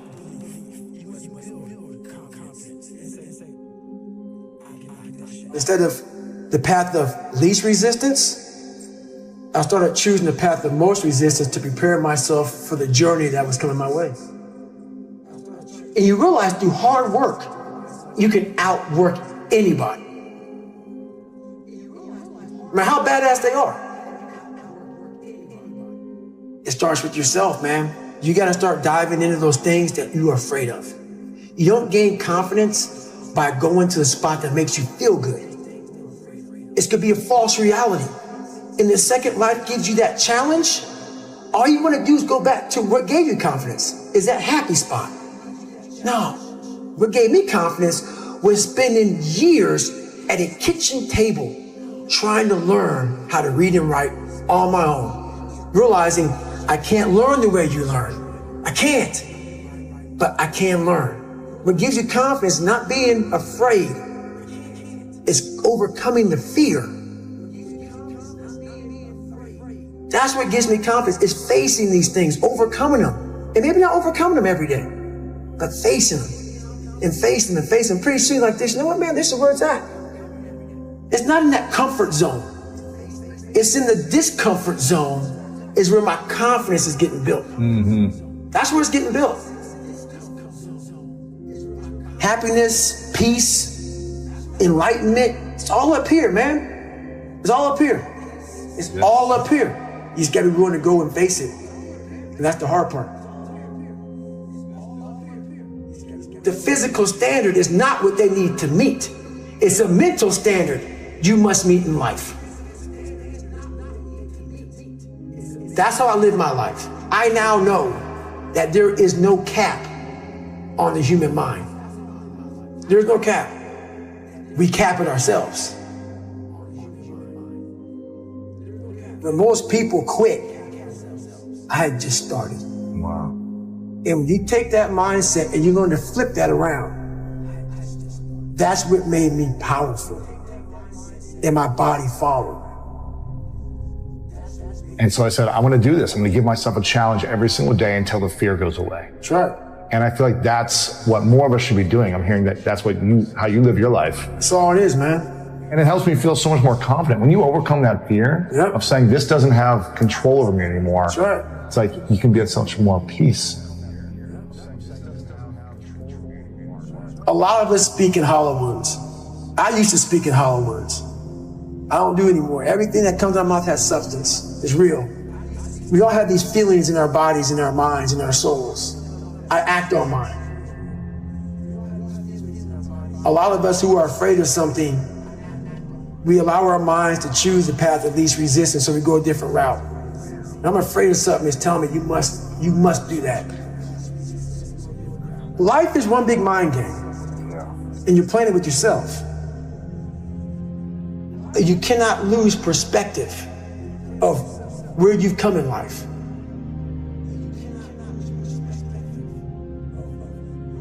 I'm trying to give people a different thought process of life where failure, hell, disappointment, discomfort is a great learning tool. And many people don't understand that, but it's these few moments in life that you have. Like for me, I always talk about it. Rocky 1, round 14. That 1 2-minute and 13-second clip of Rocky getting up when Apollo knocked him down. that one clip, when I was going through a very bad time in my life, I saw what I wanted to be. And it wasn't a guy that won. It wasn't a guy that won everything he did. It was a guy that kept getting up after being knocked down. So I realized if that 2 minutes and 13 seconds changed my life, that's all it was. I saw something that I needed to be in the world I was living in. Maybe my story will give someone the 2 minutes and 13 seconds they need to change their life. Everybody's got a story. We don't share it on social media. We share our nice life on social media. We all have a dungeon. I'm just willing to talk about mine. Mental toughness isn't something that you sample. It's something that you live in every day. Whenever hardness comes, and you don't know what it is, it may be different for you than it is for me, but you go back to your insecurities. And then when you go back to your insecurities, you then look for comfort within those insecurities. And we all look for that cookie that your mom used to give you when you were sad, when you were sick. We look for our wife or our husband. We look for comfort. It's in those moments you must retrain your mind to think differently in hell. The mental standard is you must know how far you've come.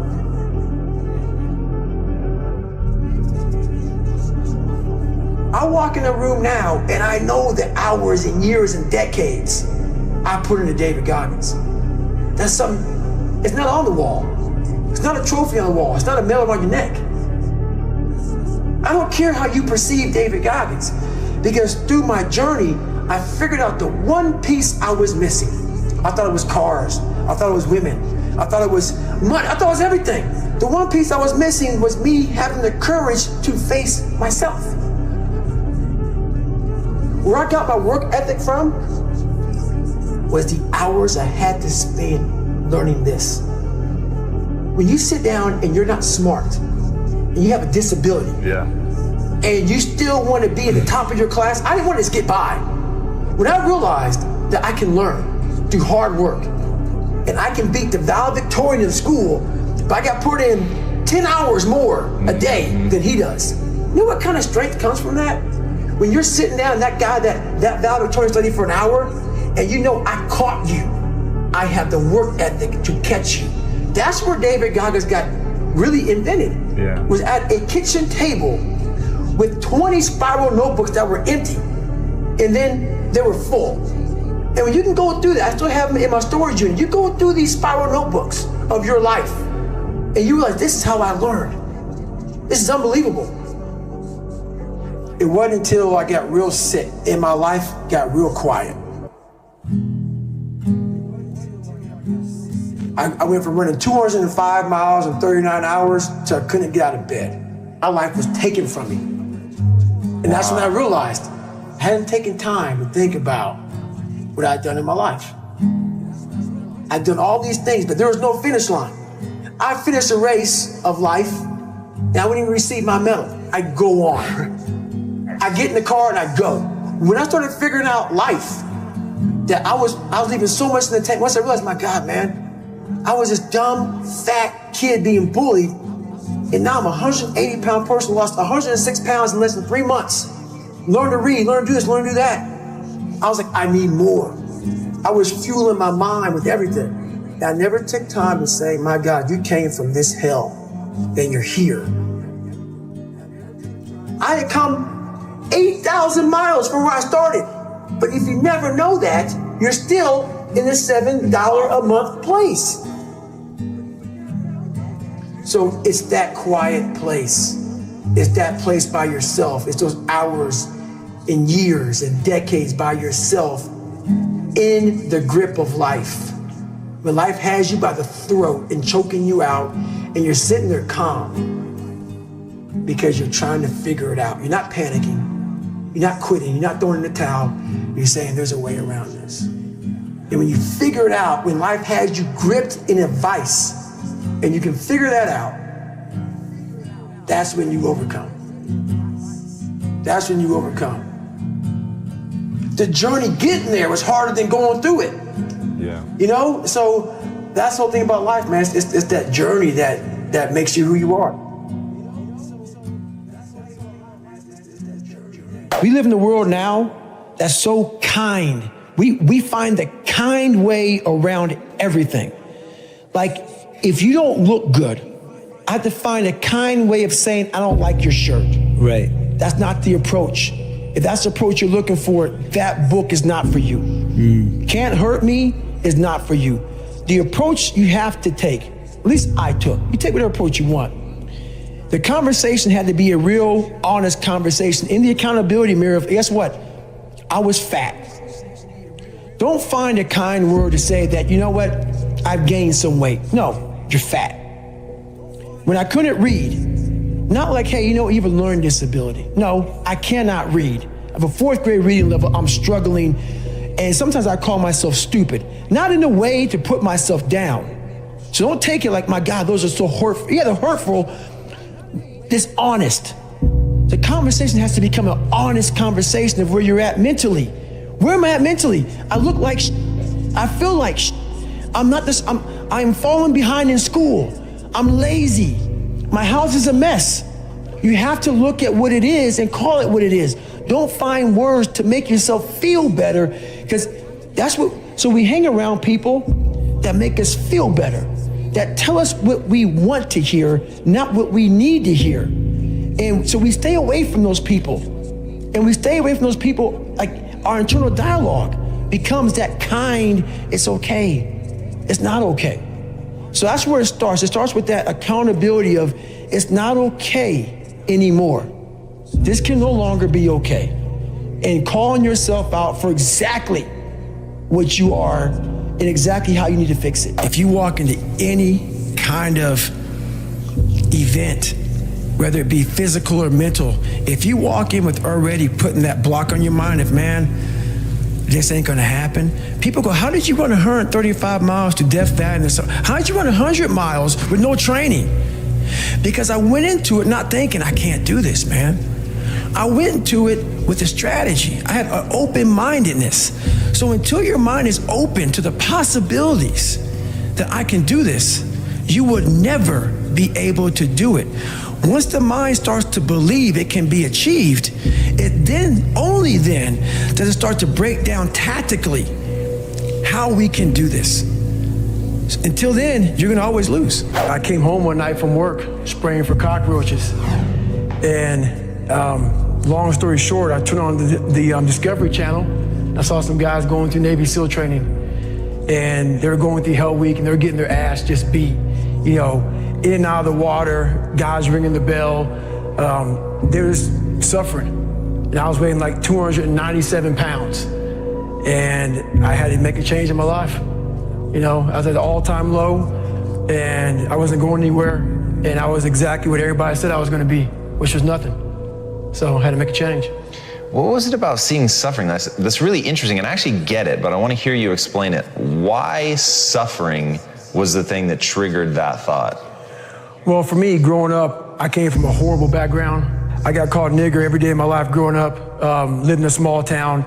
The Klan headquarters at that time was about 20 minutes from where I lived. One of the high ups in the KKK, son, sat behind me in 2 classes, so he called me nigger all the time. I got my first car, they spray painted nigger, we're gonna kill you on it. So I was just an insecure, scared kid.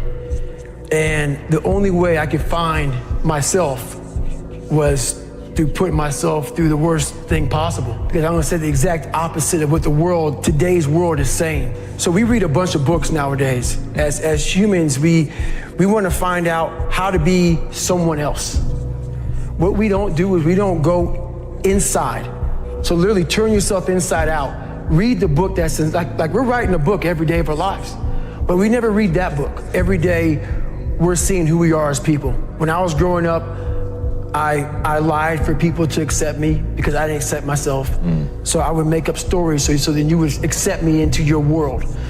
I would, everything I did was for someone else to like me. It wasn't until I started reading my own book about how pathetic I was as a human being.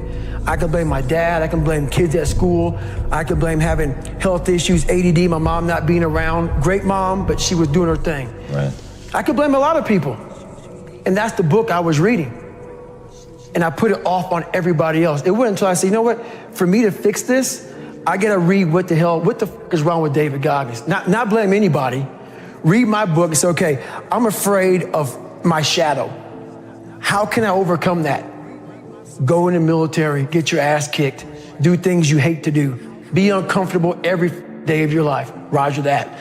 I'm not the smartest kid in the world. Okay. Instead of somebody saying, oh no, you're smart. No, don't say that to yourself. I said to myself, no, I'm a dumb. Okay, roger that. How you get smarter? Educate yourself. So the things that we run from the truth. We're running from the truth, man. So the only way I became successful was going towards the truth. As painful and as brutal as it is, it changed me. It allowed me to become, in my own right, who I am today. Rule number 4, visualize the end result. I have the ability to see the end before the beginning even begins. And what that means is I know that to get to the very end, I can see it right now. So before I went to Butts and I was losing all this weight, I saw myself walking across the stage at 191 pounds, because that's what I had to get to get into the door. I saw myself 6 months, a year later, whatever's gonna take me to do it, I saw myself walking across that stage, getting that certificate of graduation from Butts. And I was able to be there at 300 pounds. And that feeling that I was nowhere near that feeling, I was able to put myself there 1,000,000 times every day. And that feeling of like, my God, that is gonna feel amazing. That's what made me suffer. That's what allowed the pain to be real and say, this is worth it. I want to feel for this next 18 months. It took me 18 months to finally become a Navy SEAL, to finally, just get through Butts. 18 months, it's 6 months. It took me 18. That's what woke me up every morning was, I'm gonna put myself through this much pain and suffering for a few seconds. That's all it is. A few seconds of joy. And it's so worth it, man. That's what people don't get. So I'm able to put myself at the finish line, even though I have no finish line, but at the finish line of an event before I even start to say, how are you going to feel at the end of this? Visualizing is my biggest tool of life. That's why I've been able to put myself in cold water, put myself in a 100-mile race millions of times before I've done it. And I'm able to go through the race and see how I'm going to feel at mile 50. Almost to the exact feeling. Right, so when it comes up, it's no surprise. It's no surprise. I've already done this 1,000,000 times. I prioritize trying to win the battle in the morning. So I always win the battle in the morning. So I get up in the morning time, every morning I go for a run. That's the first thing I do every morning. Haven't taken a day off of running since December 2016. Every day, up in the morning. So I also stretch out every day for about 2 to 3 hours. Every day. I've missed 2 days in about 5.5, 6 years. So that's just my routine. And about 4 days a week, I'm in the gym hitting the weights. Because you can't just be a runner. So this is every single day, the monotony of my life. But this is what builds discipline. And not everybody, I'm not telling everybody to do this, but this is my lifestyle. This is how I build self-discipline. Time, why? Well, I hate to say it, the best way for me to get how I feel across, I can't sit here and say, you know what, I went through Hell Week and man, it was really hard. No, that takes your damn soul, rips it inside out, and then they say, now we're going to start. It allows me to express where I was at a point of my life. If I don't give you all of me, why the hell am I here? Why? How will you learn from me? People take so much offense to me. You will never learn from people if we always tap dance around the truth. Oh, God, I love that. We tap dance around the truth by finding the right words so I don't hurt you because you have thin skin. No. Tighten up, people. It's okay. Trust me. It's okay. You might be called nigger one day. It's okay. You might be called some Jewish word or some faggot or gay word. It's okay. Let them call you that. What are you going to do now? They don't own your life. How are you going to control that now? How are you going to flip it upside down and say, Roger that, now I'm gonna harness this and you'll read about me years from now. How? That's the question. How are you gonna do that? Thicken your skin, become more of a human being. Don't be afraid of the reflection in the mirror, because that's all you can be afraid of. Once you overcome the reflection in the mirror, you've done it. You are pretty good about celebrating the victories along the way and celebrating yourself. I talk about it with my fiance every single day. I talked about it with her 2 hours today. I said, we are grinding so hard that we are losing the vantage point of what we have accomplished today. We got podcast, interview, flying, do this, do that. I'm like, stop. It's just me and you and this mom and pop thing that we're doing. Look at where this book is at right now. It's crazy. Look how many people we're touching. Shut up and just think for a second. Let's stop. Because all we did was talk about this and this. We got to keep, no, enjoy this for a second. We have to take time and realize what we've accomplished here. That's an evolution for you, man. Huge, but that's I realized... a very different David Goggins than even from a couple of years ago. Huge, because you have to, what is it all about? I'm going to keep on grinding. That's not what I'm saying. What I am saying, though, is you have to respect what you've done. Take a second, not live in it, not sit around and say, I'm good. Sit back and say, let me look at the vantage point now that I'm at. That's why you reset the vantage point. Get the tactical advantage. If you get the tactical advantage too quick and start fighting, you got to take a second to take observation of where I'm at. What have I done? Am I in the right spot? I'm obviously in the right spot right now. Now we can go back to fighting. And rule number 8, the last one before a very special bonus clip, is outwork everyone. Where I got my work ethic from was the hours I had to spend learning this. When you sit down and you're not smart, and you have a disability, and you still want to be at the top of your class, I didn't want to just get by. When I realized that I can learn through hard work, and I can beat the valedictorian in school, but I got put in 10 hours more a day than he does. You know what kind of strength comes from that? When you're sitting down, that guy, that valedictorian studied for an hour, and you know, I caught you, and I am dumb, but I have the work ethic to catch you. That's where David Goggins got really invented, was at a kitchen table with 20 spiral notebooks that were empty, and then 3 months later, they were full. And when you can go through that, I still have them in my storage unit, you go through these spiral notebooks of your life, and you realize, this is how I learned. This is unbelievable. There's no miles. It's not about the miles. It's that, having a discipline every day to say, for me to learn this one math problem, it's gonna take me 10 hours. Wow. And that's where and you realize through hard work, you can outwork anybody, no matter how badass they are. But that's the part people don't want to dive into. So one big thing is the accountability mirror. You have to start with yourself. So what happened in my life was we started to get, I call it like the rucksack. A rucksack is a pack that you carry in the military, and you put all your stuff in it. Your radios, your food, your water, all that stuff you have to carry in the military. That's your rucksack. It's a backpack pretty much. As you're growing up, we all have a backpack. Most of ours, hopefully, is empty, and what we put in it is all the crap we go through in life. That's what is in the backpack for the civilians, and we carry it around with us. So what you have to start doing is realizing that no matter where you're at in life, I got called nigger a lot. My dad abused me, learning disability, stutters, immaturity, insecurities, self-doubt, so much crap on top of me. So much stuff. I lied a lot to create friends. So much stuff was in my backpack. No one's coming back to help me. So it starts with that person in that mirror. You have to realize you are on your own now. And whatever else you believe in, I don't care what you believe in, but on earth, it's a very lonely journey. And it starts with the accountability mirror of looking at saying, hey, my dad who beat the hell out of me is not coming back. All these things are coming back. I have to face myself.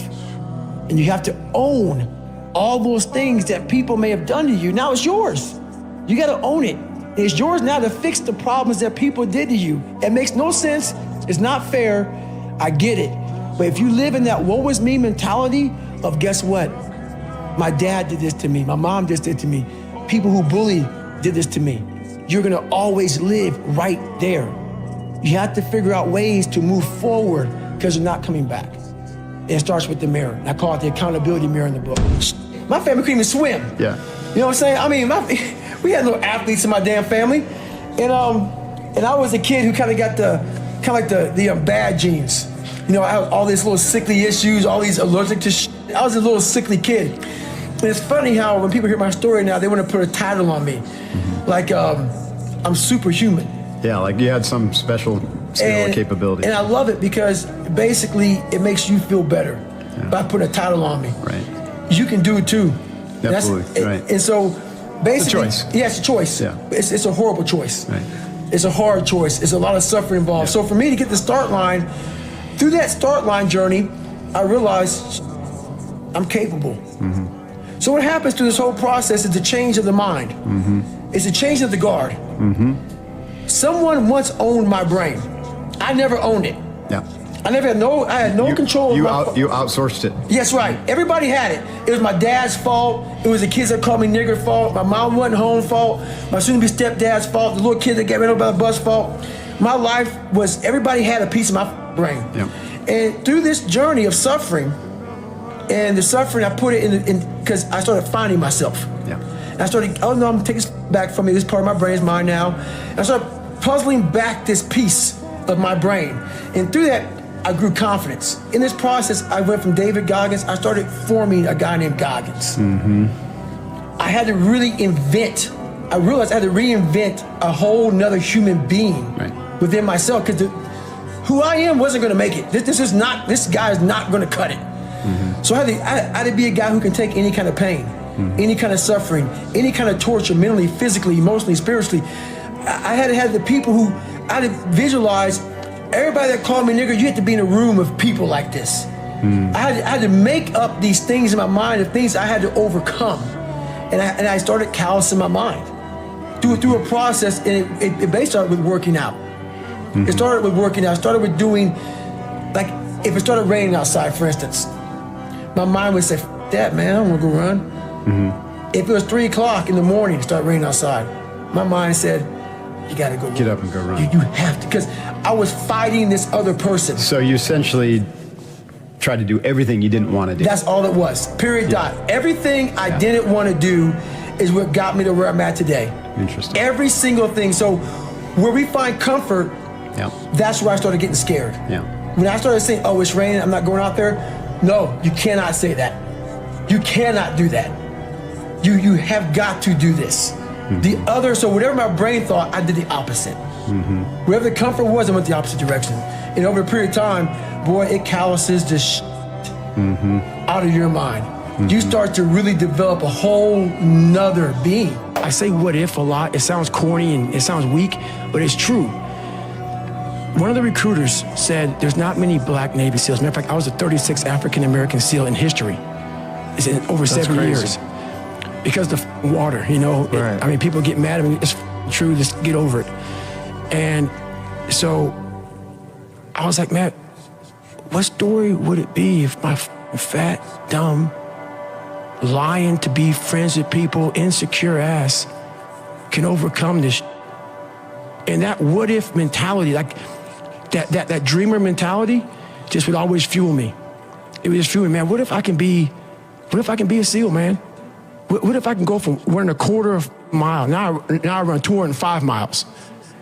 What if I can go? What if I can go? And what if, how would that feel if I'm graduating? Because I'll never forget at the graduation thing I was talking about, 224, like the video I sat down and watched.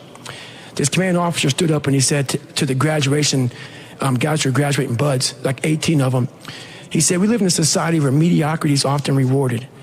And he went on to say something about these men detest mediocrity. And I wanted to be a man that detests mediocrity. My biggest advice to give everybody in the world is, like I say, we live in an external world. Everything is you got to see it, touch it, it's external.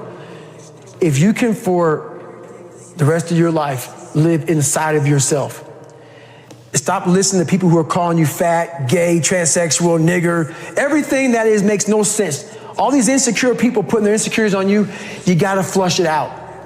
You gotta just be whoever the hell God or whatever the hell you believe in. If you believe in nothing but yourself, I don't care what it is. You gotta take everything and throw it away. You have to believe in one thing, and that is yourself. And I'm not saying don't believe in God or what you believe in, but right now, for you to find greatness in yourself, you're not gonna find it by looking in a book or by even hearing me. I may give you the spark, but you've got to go inside yourself to find it. And that means you gotta be quiet. Shut the fuck up, go in a room, stop talking, search your soul, search your mind, search your abilities, and you'll find it. But if you're not looking for it, you won't find it. So you gotta go start your journey. And the journey starts with you finding, why the hell am I here on this planet Earth? Why am I here? And if you don't know that, you will live the rest of your life searching, always asking the question, why? Growing up, being the kid I was, I found strength in different movies. Yeah. So I come home, in one movie I found a lot of strength, and as funny as it may seem, but I visualize this scene. I do it today during the pull-up record. I did 4,030 pull-ups. Yeah. The last time I did it, I actually got it. It took me 3 times. I played one song for 17 hours, pretty much. And it's from this movie, Rocky 1, round 14. I related to the person in the movie, but just the one scene when Apollo's beating the shit out of Rocky. He falls in the corner, and everybody, and Rocky, and Apollo turns around, arms up, happy as shit. I got this guy. He turns around not knowing that Rocky's trying to get up off the canvas. Right. Mickey's his trainer saying, stay down. Right. Everybody's saying, you did good. You did good. You went 14 rounds with the champ. Rocky didn't hear shit. He got up, and what sticks in my mind today, and I'm seeing it right now, when he got up, Apollo starts to turn around to see the aftermath of what he just destroyed. And he did not expect to see what he saw. Right. And what I see out of the whole movie, I see Apollo Creed's face. Yeah, fear crept in. Yes. Yep. And I said to myself as a young kid, I want to be that. I don't need to win. I don't need trophies. I don't need people to like me. I just want what he has. Yeah. A fictional character, whatever the hell it was, I want that. And I visualized that. And I want to become the guy who can get off the canvas and look at somebody who beat the shit out of him. Life. Yeah. I'm talking about life right now. Yeah. In life, even life itself puts their head down toward David Goggins. Yeah. This is not going to stop. Right. So that mentality became what I wanted. Nice. And that's how it started, with that visualization of the canvas. And all I gotta do is just keep getting up. So I would take it like, who would even think about doing this? So I would sit on my couch saying, who at 297, who can't swim that great, who's scared of the water, would have the balls, who had the balls to man up, quit a job, and go and to put everything on himself. So it's how I started talking to myself and putting myself in a whole different category, and that would fuel me the next day, and I just kept using that as fuel. No one would do this. No one would do this. You're the best around. You're the best ever live. And I just kept fueling me with the right kind of message that I needed to hear that I was never telling myself. And through time, it became reality to myself. So you start out on the first day, and then do you start running again the second day? Yeah, the second day I went right back after it again. But I started realizing I can't run that far. Right. So what I did was I became damn near a professional cyclist with the miles I put on the bike. So whenever I watched TV, I had to be doing something. So I was riding the bike.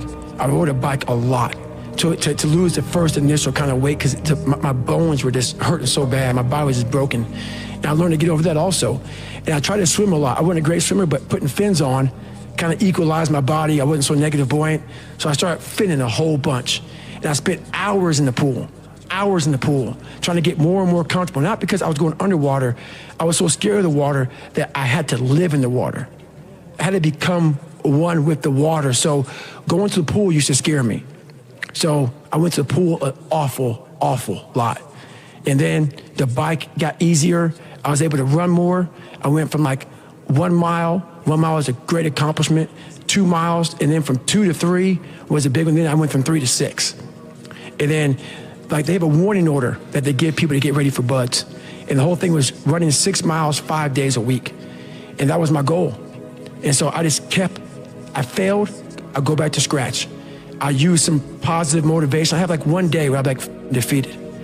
But I started realizing this is part of the process. This is part of the journey. I had to realize this is part of my process versus just saying, like I used to, I'm just not good enough. If I'm not good enough, we always say that, I'm just not good enough, and then we try something else. I'm gonna make myself good enough. And that became my mentality. I'm gonna make myself good enough. And so I'm misunderstood a lot, but that's all it came down to. I made myself good enough. And the days I couldn't run that far, the next week, I would do 2-a-days. So on the running, if I ran a quarter of a mile, I wait a couple hours, it'd haunt me, bother me. I try to run a half mile the next time, same day. You can do more than this.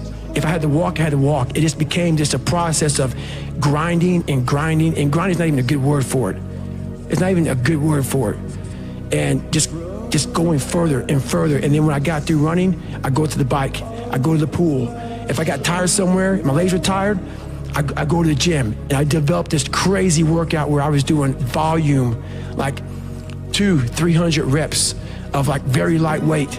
People always say, how come you don't have any like loose skin? My workout routine in the gym became sick. It became sick. I was just doing 200-300 reps, 400 reps on like chest, just like for one simple exercise, the bench press. And I rack it, get back on it, just rep it out, trying to burn as many calories as I can, build that muscle mass. And I just became obsessed with it. You once said that if you were growing up in this generation that you would have a field day because you would take their souls. What did you mean by that? The younger generation quits, not everybody. So I gotta put that, people get their butt hurt. So not everybody. Most of this generation quits the second they get talked to. You did this wrong, or they get yelled at. It's so easy to be great nowadays because everybody else most people are weak.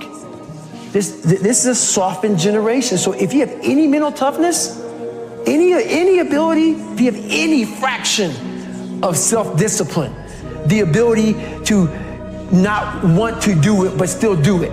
People have a hard thing to understand. I hate to run.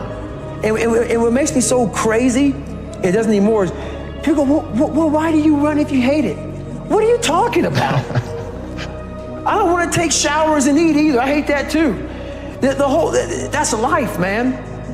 It wasn't until I changed that mentality that I became somebody. I hated going to school, so guess what? I was dumb as shit. That's what 1 + 1 is 2. But if you can get through to doing things that you hate to do, on the other side is greatness. That's what people don't understand. By me running, I am callous in my mind. I'm not training for a race. I'm training for life. I'm training for the time when I get that 2 o'clock in the morning call that my mom is dead or something happens tragic in life. I don't fall apart. I'm training my mind and my body and my spirit so it's all one, so I can handle what life is gonna throw at me, because the life I've lived, it throws a whole bunch at you. And if you're not physically and mentally prepared for that, you're just gonna crumble and you're good for nobody. Talk to me about what it takes to be on one side of a door in Iraq or anywhere, knowing on the other side of the door are people who are not afraid of you. They're ready for you to come in, and and they have guns, and you still have to breach that door. That's a great question. That's a very scary situation when you are on one side of the door and your mind is racing, because on the other side of that door, it could be no one. It could be 4 guys with 4 AK-47s. That door you're about to open could be booby-trapped. So once you open it, boom, your legs are gone. So there's 1,000 things you think about when you're the first guy, second guy, third guy, getting ready to go in a room and flood it. And that's why I talk about the warrior mentality. And that's why so many people are lost when I start talking. You have the right. You're lucky that you don't have to think like warriors think. You're very privileged. I chose this world to be a warrior, and I would choose it again if I came back to this world. But the mentality of a warrior is very different than normal mentality. You must be that person on that door, get ready to open it, thinking to yourself, if I die, so be it. The only way you can go in that door is knowing there's a great chance you're gonna die. Like being a SEAL, you train with live ammo. You jump out of an airplane, everything you do, you could die. So to be a warrior, why people don't understand me, I'm glad you don't understand me. Merry Christmas, good on you. Because being a warrior takes a whole different mindset. A whole different mindset to know that there's a great chance I may not be in the military. Like I was in for 21 years. I'm lucky. I'm very lucky that I'm alive, able to talk to you, able to still run. But when you sign up on that dotted line to be like a SEAL, your mentality changes. I may not live. You gotta accept that. And that's the mentality you have. And that's what makes you a warrior. If you're scared to die, you're a bad warrior. I hated jumping out of airplanes. I hated shooting guns. I hated the job as a Navy SEAL. But I did it because I wanted to change myself. Everything I do, I'm not really comfortable doing. But if you choose to go that route, to go be a Navy SEAL, you might as well go be the hardest in the world. Because if you're choosing to do something, you have two routes. You can go there and be a little weak person and get through barely, and that's your reputation. Or you can go through the hardest guy you can possibly be, and that's your reputation. So my whole thing is, if you're gonna choose to open that door in Iraq or Afghanistan, open them and go in hard. Because they're gonna remember you by slowly opening it and peeking in. So if you're gonna open it, and you made the mind to open it, don't crack it open. Open the door, go in. That's with life. If you're choosing to do something, attack it. Because they're gonna remember you as not attacking it. So I want to be remembered. You can hate me, but there's one thing you can't say about me. I didn't attack it. So that's the mentality you have. If you're gonna do something, you might as well attack it, because you can do it anyway. Right. Do you use that in civilian life? Like, do you still employ the, I'm gonna attack it, I'm gonna take their souls? Like, how does that play out in a non-combat zone? It still works for me in life as far as attacking things, because no matter what I wanna, no matter what avenue I choose, I wanna be the very best. And the very best may not be, I'm number one. The very best is, did I leave everything inside of me out there? So attacking is not like, oh, I want to win this or win that or be the best. The best is I'm running against myself in everything I do, and that's what I attack. I attack myself. I'm always questioning myself. I'm always holding myself accountable. As a leader, the one thing I did horribly wrong on my second platoon, I actually started developing an attitude towards people who didn't PT hard, who didn't get after, who worked, because I took it all the way to the limit. And so I should have been a better leader by knowing, okay, not everybody wants to be David Goggins. Yeah. Not everybody wants to go run 100 miles. Everybody, right. Everyone's got different skills. Everybody got different skill sets. Yeah. And not everybody, maybe they want to go to the gym, whatever. The gym is fine, but it was just a different standard. So I couldn't take away my standard for the whole of the group. Interesting. I looked at people like, F you, man. You ain't trying to get hard, F you. So my mentality, I wasn't a good leader. And I look back on that now. Trust me, a lot of people could have done things differently. I'm taking accountability for what I could have done differently. Right. Good. I looked at that. So my mentality from a weak kid became super hard, like beyond hard, next level hard. And but that's what I thought I was getting myself into. As a leader, I should have stepped back and realized, hey, these are your expectations, David Goggins. Right. What are we here to accomplish? Right. It's important to lead by example. And when I say lead by example, if you're the leader, it's the loneliest job on the planet. And if you do it, you have to be up early. You have to leave late. You got to do the sucky jobs. At least that's how I look at it.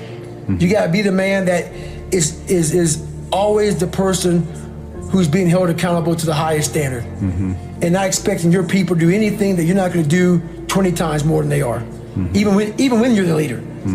And it's all about accountability for yourself in leadership roles, not about being pissed because people aren't doing what you're doing. Everybody has different skill sets. Do you ever do yoga? All the time, man. All the time. And I if I were to tell somebody one thing right now, man, that psoas muscle and getting that hip flexor opened up, because we're all stressed the fuck out. It's almost worse than others. It changed my life. I'm one of those, I've drone on too much about yoga. I'm like one of those vegans. It's like, you got to do it, man. Right. Just try it. I get annoying, like a born-again Christian or something. It's like, I'm getting that way now, man. I'm getting that way now. For anybody who does anything hard, like, you know, if you do anything like with weightlifting type shit or martial arts type shit, where it's just everything's explosion, it's lifting, it's heavy, it's push. Right. Yoga just will balance your shit out. Yeah, it will. Yeah, it will. It really will, man. And there's all these people that resist it. Like, there was some article recently that was something along the lines of hot yoga is just trendy nonsense. I read that, and then even in the article, it talked about that there might be some benefits in terms of like the strengthening your arteries, and they didn't even mention heat shock proteins. There's a study going on right now. I believe it's at Harvard. Right.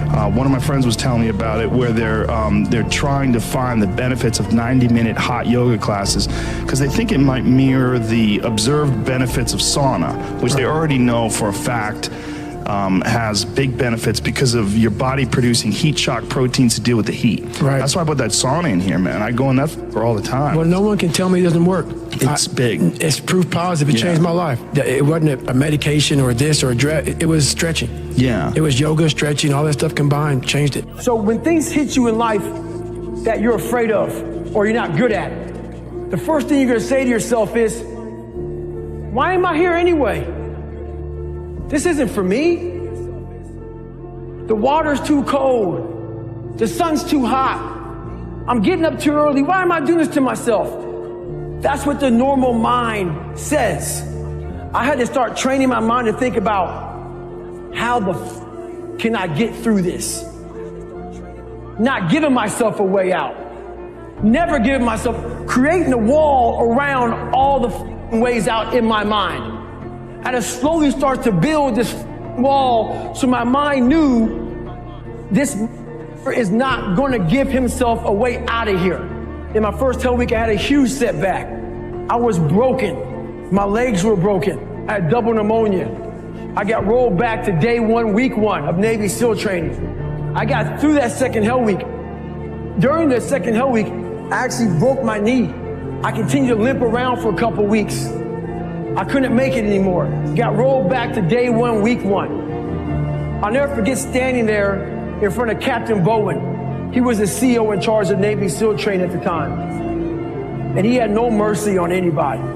If he believed in managing your expectations, I wouldn't be here today. He challenged me again. I was challenged my whole life, not by the mindset of managing expectations, by exceeding expectations, not by managing them. I'm standing there with crutches. I'm sitting in his office. He looks at me. He goes, Goggins, this is your last time. We're going to put you through Navy SEAL training. This will be your 3rd Hell Week in 1 year. We're not going to put you through a 4th. So this is your last time. I'm sitting thinking, how am I going to get through this? I'm badly jacked up. My legs are broken. My knee is messed up. And he goes, you have a couple of months to get better. A couple of months isn't going to do it. I won't get healed up in a couple of months. But I realized I'm going to get through this. I'm going to find a way to get through it, because why? I put barriers in my mind. So my 3rd Hell Week, I went in there with pretty much, I would put a black sock on first. I would get duct tape. And I duct taped my ankles all the way up to my calf every single morning. And then I put another black sock over it.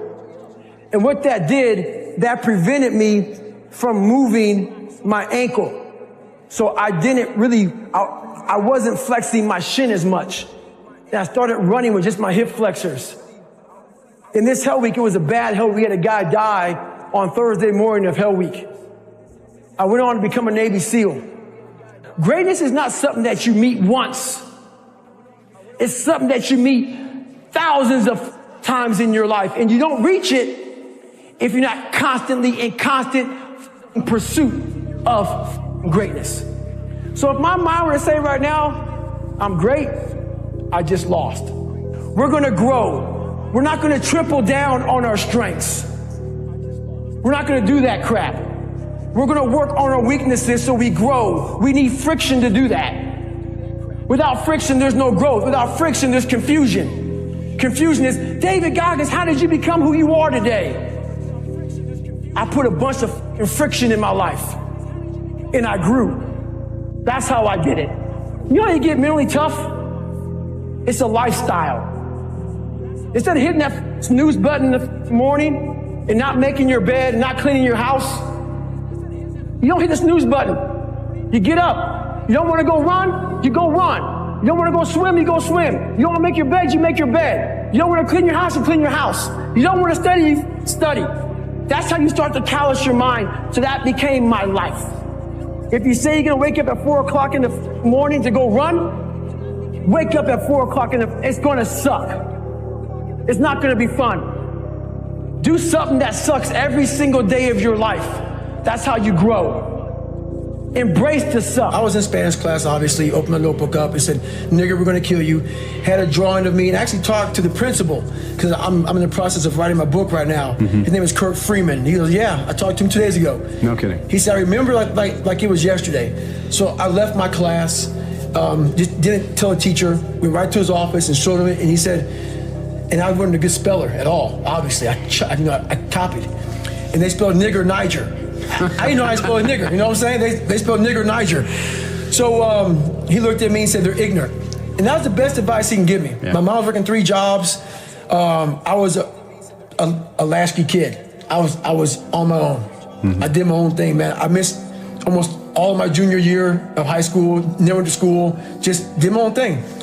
And that was a turning point when I really realized I was on my own. I mean, it just kind of hit me. Like, the best advice you can give me is just spell nigger Niger. And pretty much, I think he called my mom up and I went back to class. And I realized that life isn't fair. It's not fair. And you better figure out some tools and some ways to stop feeling sorry for yourself, because no one is coming to rescue you. No one feels sorry for you. Right. And at the end of the day, no one really cared about me. That's how I felt. That was the reality of it. Your mind is so powerful. And I didn't realize it. I went through 3 hell weeks, Ranger School, Delta Force selection, all this stuff. This incident I'm going to explain to you right now was where I realized we are only at 40% of what we are capable of. Here I am, right at the end of this race called Badwater 135. I Googled the 10 hardest races in the world. What came up? Crazy race in Death Valley. Summertime, 135 miles. I knew nothing about ultra running. I thought you would camp out, run 20 miles. Then one day, then run 20 miles again until you got 135 miles. I had no idea what I was doing. Called the race director up. He's like, hey, have you run 100 miles? I was like, what, in a week or what? What are you talking about? He's like, no, in 24 hours or less. I said, no. He goes, you got to qualify to get in this race. You have to run 100 miles in 24 hours or less. He was trying to call my bluff. I called him up on a Wednesday. He goes, hey, there's a race in San Diego on Saturday, where it's a 24-hour race where you run around, a track, a 1-mile track for 24 hours. And if you get 100 miles, I will consider you in my race. It really helps to be smart, people. And I was not smart in this situation. I said, I did the math. It's about a 14-something minute mile. I can do that. Anyway, I show up on Saturday with the blue lawn chair, Ritz Crackers Mileplex, and my ex-wife. And every mile I'm gonna see her, I'm gonna grab some Ritz Crackers and some Mileplex. I don't know what the hell I'm doing, but it's bliss. That whole ignorance is bliss thing. So I get to 70 miles pretty damn fast. I get to 70 miles in like 12, 13 hours. What do you think happens to your body when you haven't trained for that kind of mileage? A lot of bad things, but I thought I was in good shape. It was amazing. So I hadn't gone to the bathroom at all. I sit down, big mistake. I sit down in this blue lawn chair, I sit down, looking at my ex-wife, I'm seeing like 3 or 4 of her. And I'm like, oh, this is not good. So I'm trying to play it off because I know where I'm about to go. So I'm sitting there, and when you haven't gone to the bathroom, you're dehydrated, your nutrition's all jacked up. You sit down, you gotta go to the bathroom now. So I look at my ex-wife and go, do you love me? She said, yes. Why? I go, because I want to take a shit on myself right now. Because I can't stand up because my blood pressure's all messed up. So I'm sitting there literally pooping up my back and peeing blood down my leg. She's a nurse, so she's concerned. And I'm telling you right now, there's one thing you never want to hear as a black person. She said, you're starting to turn white. So I'm sitting there and I'm all jacked up. And I'm like, okay, how in the world am I I got 30 miles to go. I should quit, but I didn't. What I started doing through this whole process was I started to study myself in the dark times. So instead of just quitting real fast, I said, no, I'm going to quit, but not right now. So I sat back for a second and I said, let me get some water, let me hydrate, let me clean myself up a little, let me get some nutrition. I wasn't dizzy. It's okay. My feet are all messed up. Let me see if I can walk. I'm gonna walk 1 mile and then I'll go home. That'll be a great accomplishment for me, 71 miles.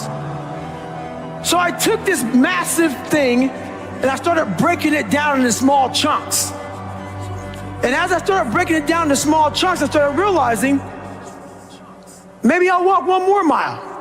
But at the pace I was walking, I wasn't gonna make the time. So this is when I realized that whole 40% rule. Those of you who worry, red can't hurt me, you understand it. Basically, the 40% rule is when we have a governor on our brains, like a governor on a car. A car may say 130, but if you put a governor on a car, it can only go 101. We do the same thing to our brains. I was born with limited horizons, born on the other side of the tracks. I didn't think I could be anybody. So my governor was myself. So once you take that governor off, you have limitless horizon. We live in a world that we want to be as comfortable as we can. And we wonder why we have no growth. We wonder why when the smallest thing in our life gets difficult, we wonder why we cower and we run away. Because we are kind of living our whole life is set up that way. Our whole life is set up in the path of least resistance. We don't want to suffer. We don't want to feel discomfort.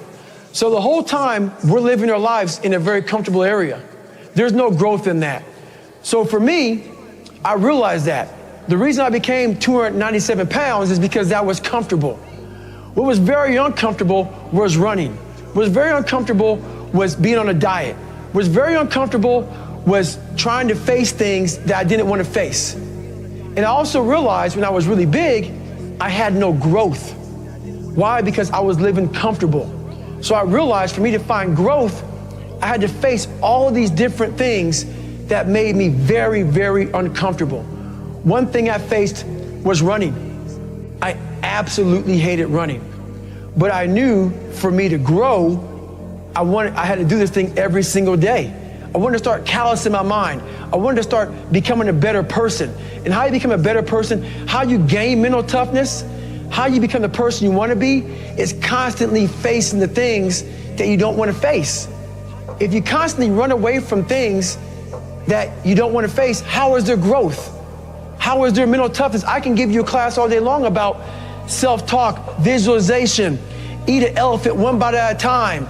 But if you're never putting yourself in a situation to actually practice these things, you're never going to grow. I can't put you out there we're all going through a battle in our mind.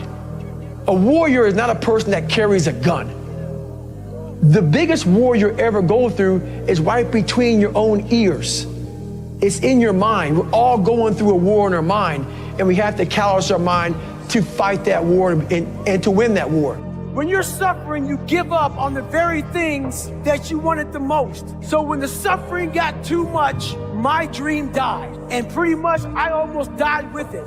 If I didn't find Navy SEALs and getting past that hump, I would have never been up here today. You can't outrun your demons. They'll always know where you're hiding. I walk around life with so-called headphones on my head, man. I don't, really wear them, obviously, but I just have these earmuffs on that I silence out the noise. I silence out the judgment. Those people get in our head. The most important conversation is the one you have with yourself. You wake up with it, you walk around with it, you go to bed with it. Eventually, you act on it. And my conversation was a bad one. So the people who I thought were up here in my life, these uncommon men, I was putting myself down here. But over a period of time, I started realizing that I'm also uncommon. And I started those uncommon men off by realizing that we all have this ability in our mind. Most of us fail in life because we're afraid of what everyone around you is thinking. That's 100% truth. So we live by the narrative of other people. When I first called a recruiter to be a Navy SEAL and I was 297 pounds, the first recruiter looked at me and said, "You're not going to be able to make this, man." So what he was doing was he's projecting his energy on me. He knew he couldn't be a Navy SEAL. So God helped this black guy, because I was only the 36th African American to make it through in over 70 years. How's this black fat guy gonna make it through in my He wouldn't even want to try. So he's projecting this. So a lot of us who are negative people, all we do is project how we feel on other people. So what happens is there's a lot of negative people walking around the planet Earth who are afraid to try. Because a lot of people are very negative in this world. So we are afraid to fail. Why? I told you, man, shouldn't even try it, dude. Just chill out, relax. Why are you so crazy? Why are you so obsessed? So all that stuff drives the quitting mind, I call it. The mind wants to quit. The mind's tired. The mind's tired. The mind's deserving.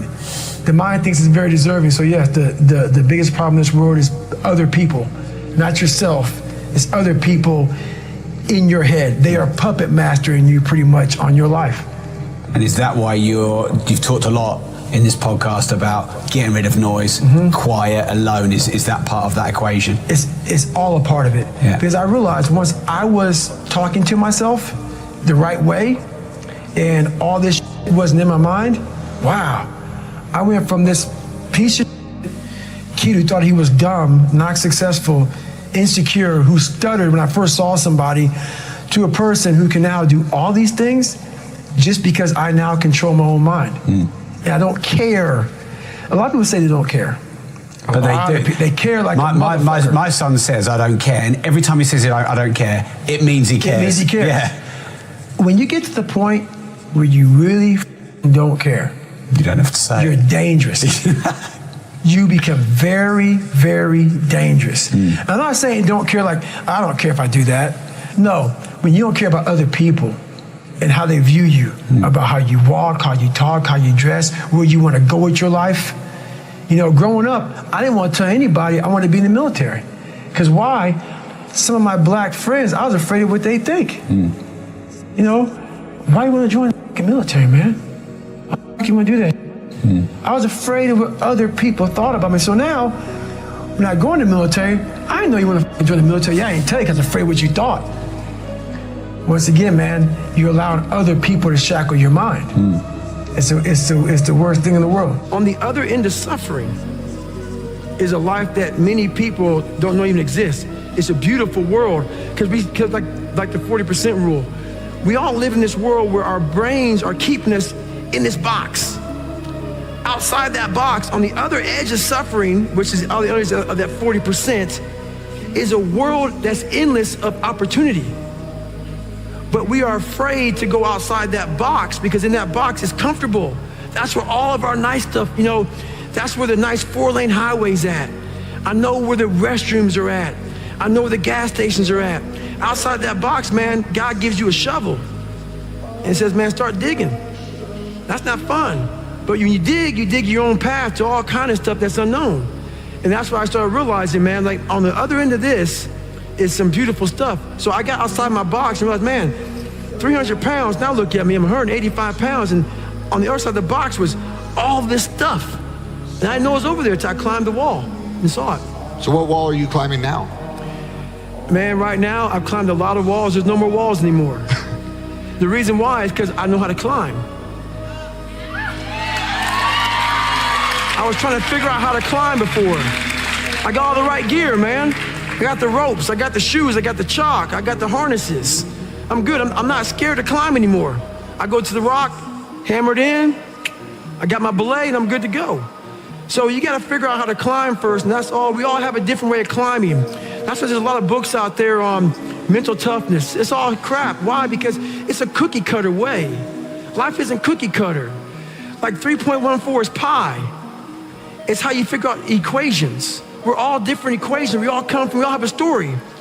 We all have to strengthen our mind to figure out our own equation. Once you figure out your own equation in life, you can then start picking away at how to be better. But you first have to figure out your equation in life. Once you figure that out, man, you can do anything. If you read It Can't Hurt Me, I go into detail about my first 100-mile race, the race I wasn't trained for at all. And I went out there and ran 100 miles on a 1-mile track. When I got to mile 70 and everything went south. I mean, it went south. I've been through 3 hell weeks, Ranger School, some of the world's hardest training in the world, and this was the most pain I've been in my entire life. When I sat down in that chair and went to the bathroom myself and everything went south, when I had 30 miles to go and I was in the worst shape of my life, and I won't get too deep into it, but when I was able to go 30 more miles in the worst shape of my life, that's when I talk about it in the, It Can't Hurt Me, the whole mental governor got removed.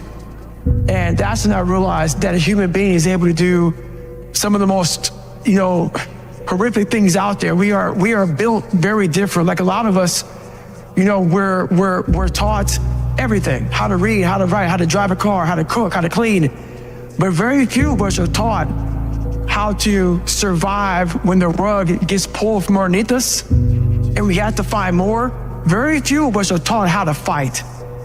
And at that moment, that 30 miles was about 10 years of life that I lived in 30 miles. And I learned how to fight in the hardest of times, in the worst shape of my life. Don't ever let somebody tell you you can't do something. Not even me. All right? All right. You got a dream, you got to protect it. People can't do something themselves. They want to tell you you can't do it. You want something, go get it. Period. When you are starting out, I think you got to find the thing that's the pain. And pain motivates significantly faster and stronger than pleasure does. People are like, no, passion's the right way. It's like point a gun at a family member. All of a sudden, 10 out of 10 motivation. Pain. And so I think people should use their pain more. What matters is, at some point, you have to identify what you want to do, and you've got to become the best in the world at that, period. And so you say in your life, well, something grips you and fills you with interest. And you think, well, should I do that? And the answer is, if not that, then something. What if it's a mistake? It's a mistake. Rest assured. What do you know? You're going to stumble around, right? And what's going to happen is this. You're going to not stay in stasis. You're not going to wander around in circles. And I see people like that. They said, well, I never knew what to do, and now I'm 40. It's like, that's not so good. That's not so good. And you might say, well, and there is a literature too that suggests that people are a lot more unhappy when they look back on their lives about the things they didn't do than they are about the mistakes they made while they were doing things. We have these idealized versions of purpose that I think Instagram and all this stuff kind of make terrible. But I think there's a lot of honor in work, period. And I think a lot of people fool themselves by thinking that what they do for some reason is not honorable.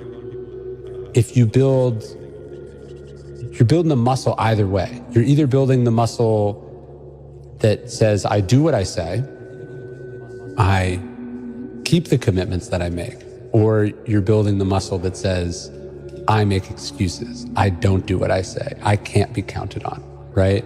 And so when we think about discipline, it's really about what promises are you going to keep? And the tricky thing is you're keeping promises to yourself that nobody even knows that you made, right? It's not It's not like, hey, you made this commitment. If I don't write this book by this time, like, you know, I have to do this embarrassing thing, or, you know, then I'll retire. You know, they're not even, you're not really putting your ass on the line in that sense. But you've said to yourself you're going to do this thing, and building that muscle is really important. I mean, sometimes you have to let other people's dreams for your life die for yours to live. And for me, it was like when I continued to every day not want to wake up, that was my wake up call, where I was like, either I continue to live this way and not want to be alive, or I just risk the fact that I'll die to everybody else. And I think that like, it was the hardest decision of my entire life, by far. All the hard stuff we went through, still the hardest decision of my life. Is your foundation and your fundamental principles so strong that if this thing was to go away, could you still create happiness and success all over again? If your foundation and principles are extremely strong, no matter what endeavor it is, you look at the most successful people in business and everything else, they've gone to do multiple things that have allowed them to create different levels of happiness within that confined circle. You know, Michael had basketball. Then he had the shoe brand. Now he's got other endeavors. He's involved in, you know, a lot of philanthropy things. The competitive nature doesn't stop, and everybody thinks you can only be happy with one certain aspect in your life. You can create happiness in multiple things in your life, and if it gets to the point where it is burning you out, that means it's time for that you are no longer obsessed with that thing anymore, and it's time for you to become obsessed with something else. So my obsession became that humans are the ultimate adaptation machine. We are literally wired from the ground up in order to grow and improve under stress and pressure. So it's like, what's the phrase? Pressure can burst pipes, but it also creates diamonds. Yes. So it's like, you need the pressure. And yes, it can hurt, but it can also make something amazing if you're willing to put yourself in that situation. So it's a weird twist of fate that humans, in order to build the muscle, you first have to tear it, right? Yes. So, but once you accept that that's how it works, you can do extraordinary things. The satirical and the ironic and the troublemaker, the comedian, the fool. The fool is the precursor to the savior. Why? Because you're a fool when you start something new. And so if you're not willing to be a fool, then you'll never start anything new. And if you never start anything new, then you won't develop. And so the willingness to be a fool is the precursor to transformation. And that's the same as humility. And so if you're going to write your destiny, you can do a bad first job. You're going to get smarter as you move forward. They really want what they want, and they really end up getting what they want because they have to have it. They're obsessed about it.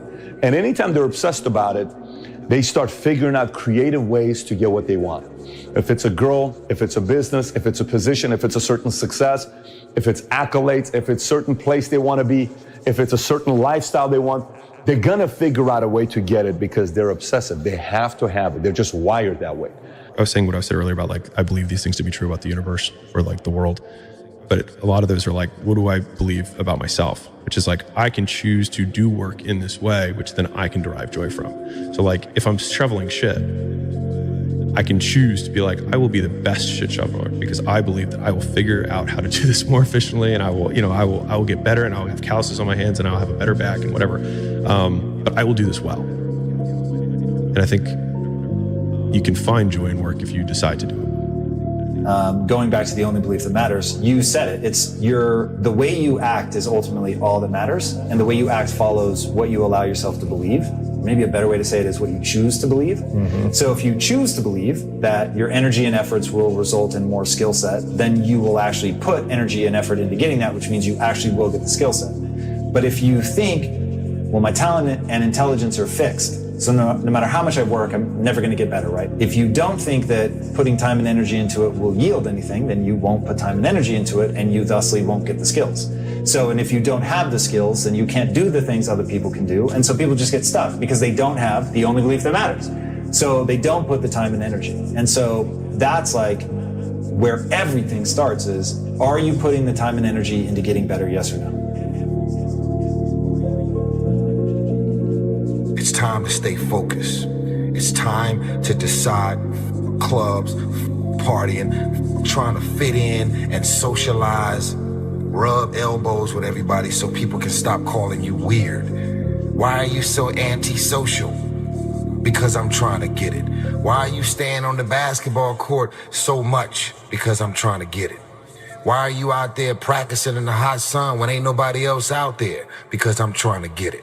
Why are you not clubbing like every time I text you and invite you to go do something fun and cool, you always studying? Because I'm trying to get it.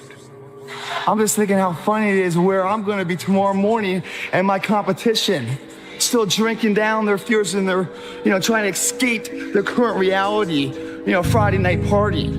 So they can go out there and party it up and everything else to find some relief to the stressful life they live in. That's a both temporary relief. I'm working tonight for a permanent relief.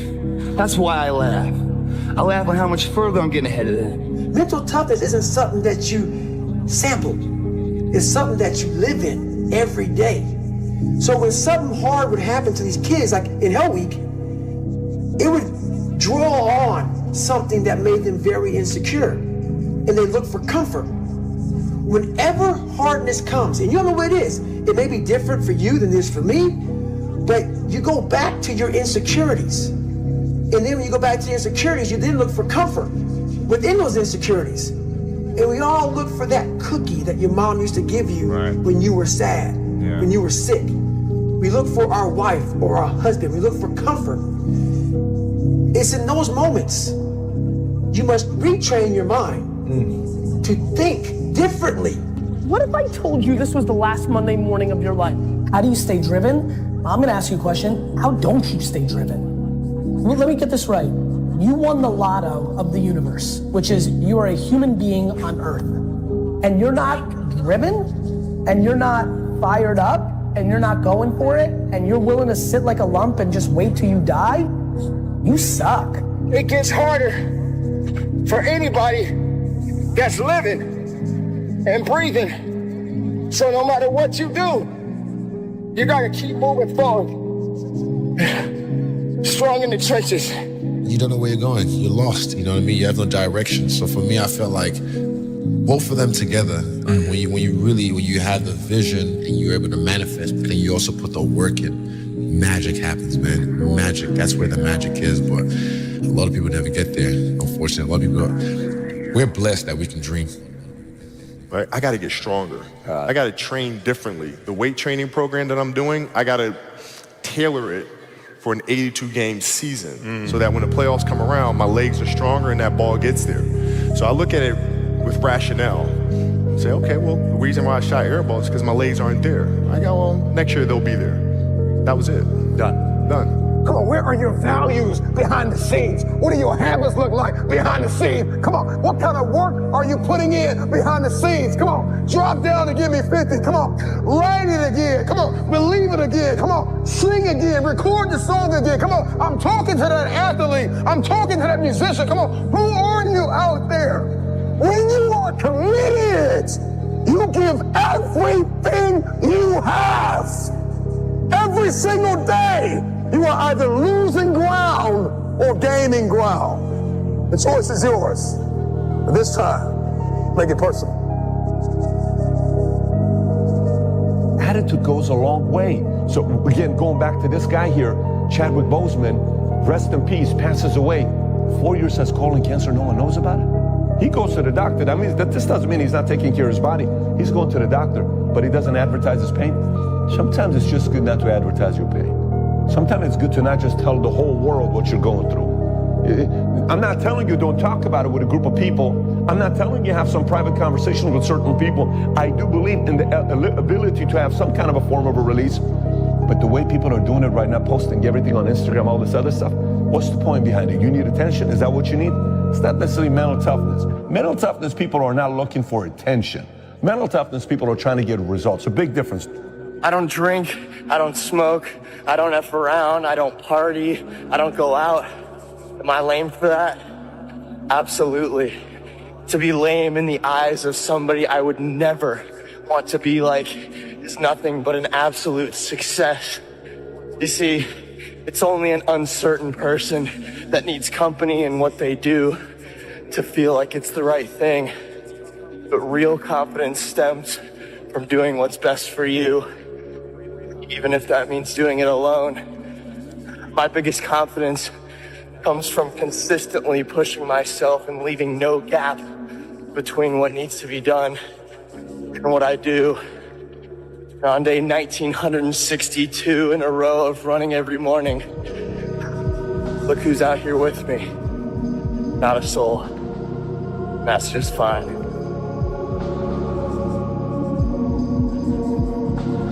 There's no such thing as a free lunch. There's no magic pill.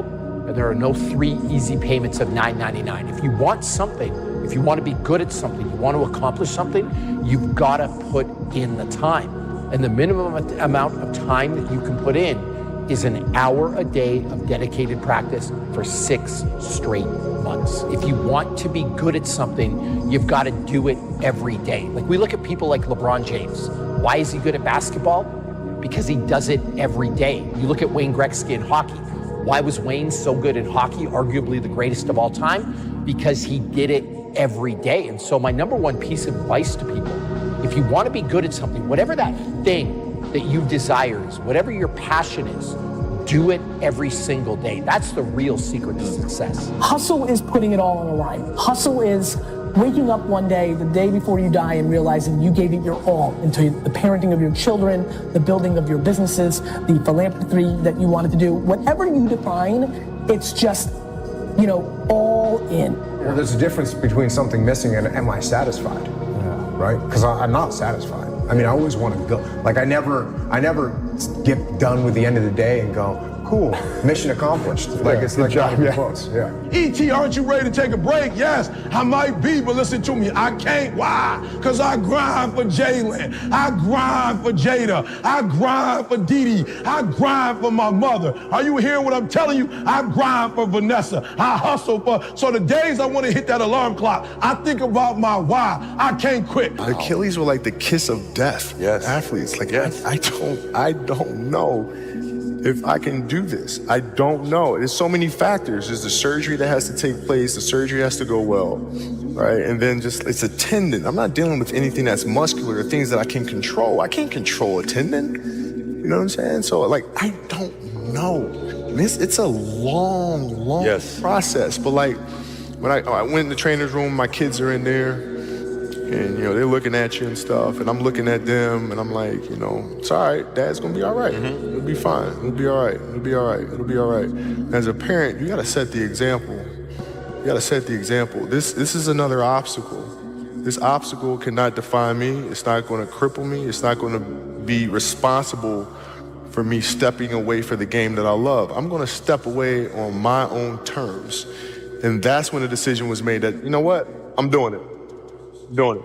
Champions keep going when they don't have anything left in their tank. That's the difference between the greats. That's what separates them. When they don't have no more, when it's over, when they're tired, when they're frustrated, when they're ready to give up, when they spent their last dime, that's when they get started. Are you hearing me? It's when you have nothing left. It's when you depleted all your money, when all your energy gone, when you have nothing left, that's when it's showtime. When you find the way out of no way, when you find breath that you don't have, when you find energy that did not exist, when you want this thing as bad as you want to breathe, that's when you find a way.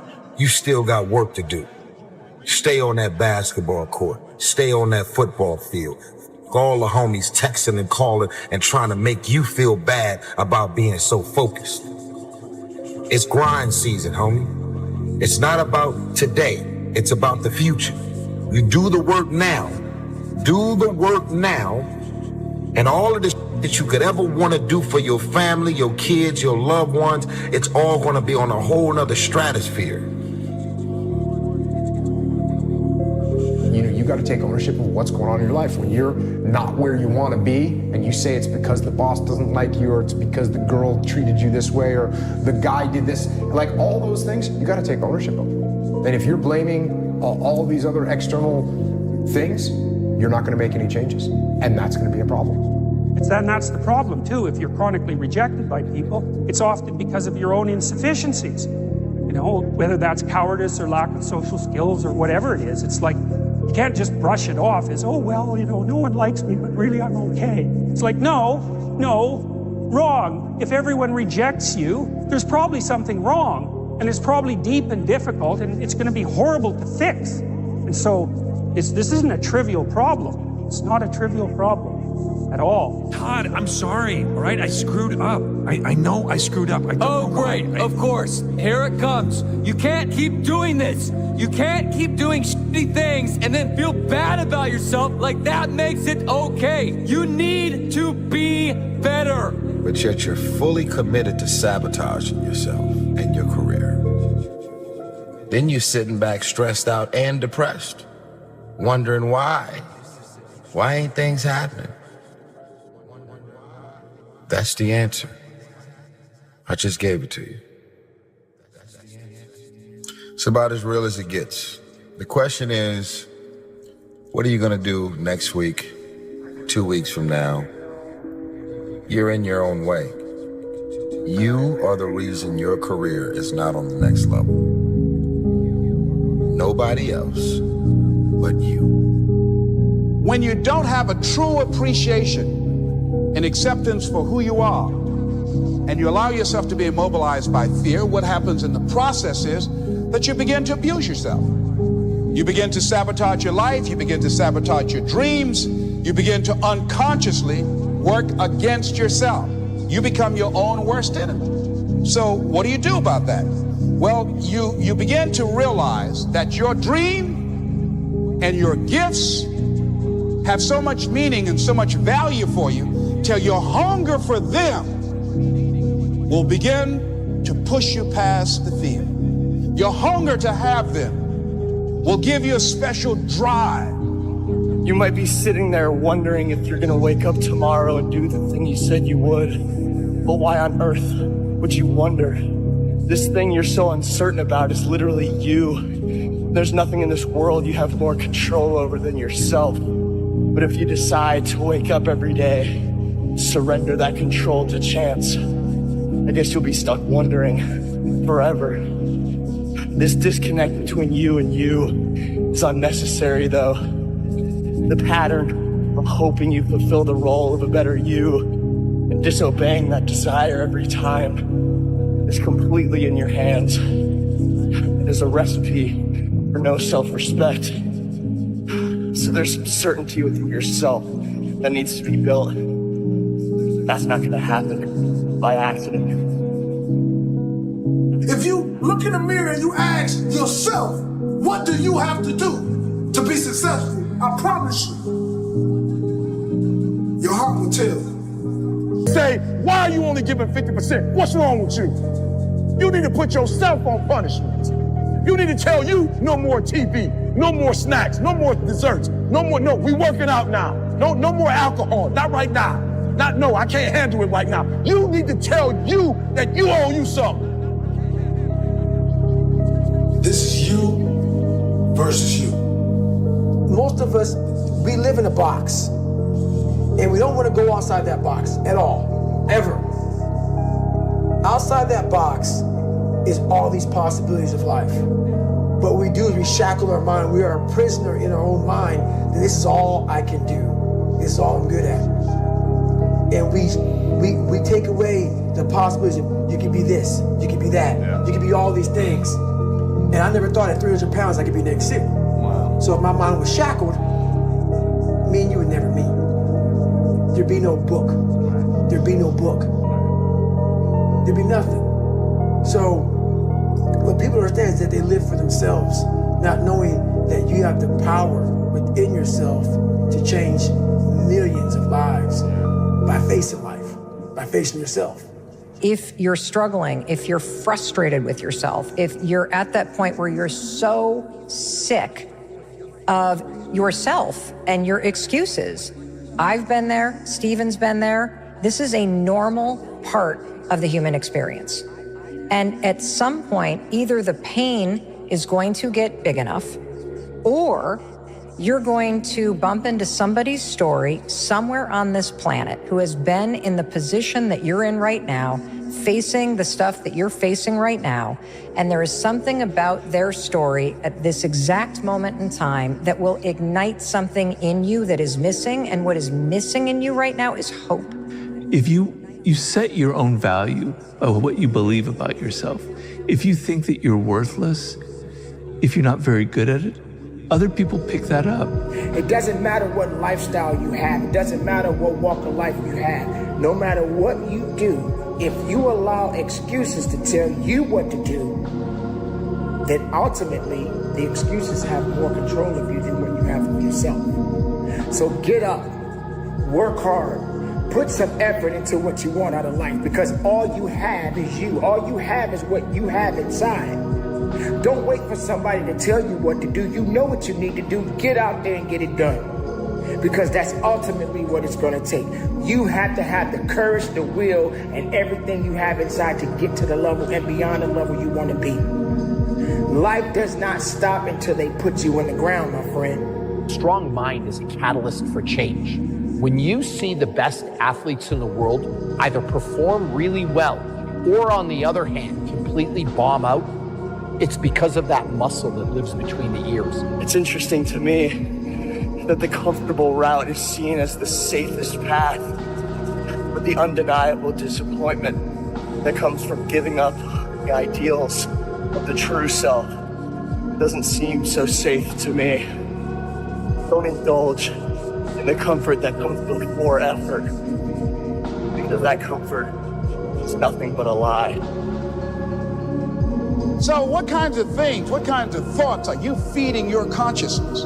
What kind of things are you putting in your mind that will enable you to either move forward or to justify why you're staying where you are? What really breaks my heart is how stuck people are. And that there are things you can do to change your life for the better. And if you don't have hope, and you don't have this breakthrough where you have, for just a millisecond, this insight where you go, well, what if things did work out? If you don't have that moment, most people stay so stuck in resignation. So it's time to come face to face with pain. Look yourself in the mirror and ask yourself, how much more can you take? Because what hurt you, what tried to cripple you and kill you only made you stronger. You have the capacity to whatever comes up, to handle it, to face it. And rather than feeling powerless, you begin to feel powerful. My content creators, my entrepreneurs, my musicians, come on, my keynote speakers, my captains of industries, my CEOs, from the captain to the cashier, there is more in you. Stay-at-home father, stay-at-home mother, lawyer, doctor, hygienist, author. I don't know who you are, where you're from, but there's more in you. You may be hurting, maybe dying on the inside, but you still got life left. Dreams without goals are just dreams, and they ultimately fuel disappointment. Goals on the road to achievement cannot be achieved without discipline and consistency. I pray that you all put your shoes way under the bed that night so that you got to get on your knees in the morning. What is the most important question for entrepreneurs that are listening to this conversation now, based on everything that you know and have done, that will help them that I didn't ask? I think they should really ask themselves if they love what they're doing. And if they really love what they're doing, that will be the fuel that will carry them the whole way. But there are so many people who are trapped building businesses or, in jobs that don't really love what they do, who haven't found how to use their special gifts in a way that applies to the business world. And I think so much of life is trying to figure out, what is that thing that I can do that I just love that brings out the best in me and my talents. And I think not giving up in pursuing that is just so important. Really liking what you do, whatever area that you get into, given that, even if you're the best, there's always a chance of failure. So I think it's important that you really like whatever you're doing. If you don't like it, life is too short. If you like what you're doing, you think about it even when you're not working. I mean, it's something that your mind is drawn to. And if you don't like it, you just really can't make it work, I think. I found that nothing in life is worthwhile unless you take risks. Nothing. Nelson Mandela said, "There is no passion to be found playing small and settling for a life that's less than the one you're capable of living." Now, I'm sure in your experiences in school and applying to college and picking your major and deciding what you want to do with life, I'm sure people have told you to make sure you have something to fall back on. Make sure you got something to fall back on, honey. But I never understood that concept, having something to fall back on. If I'm going to fall, I don't want to fall back on anything except my faith. I want to fall forward. I figure at least this way I'll see what I'm going to hit. Fall forward. This is what I mean.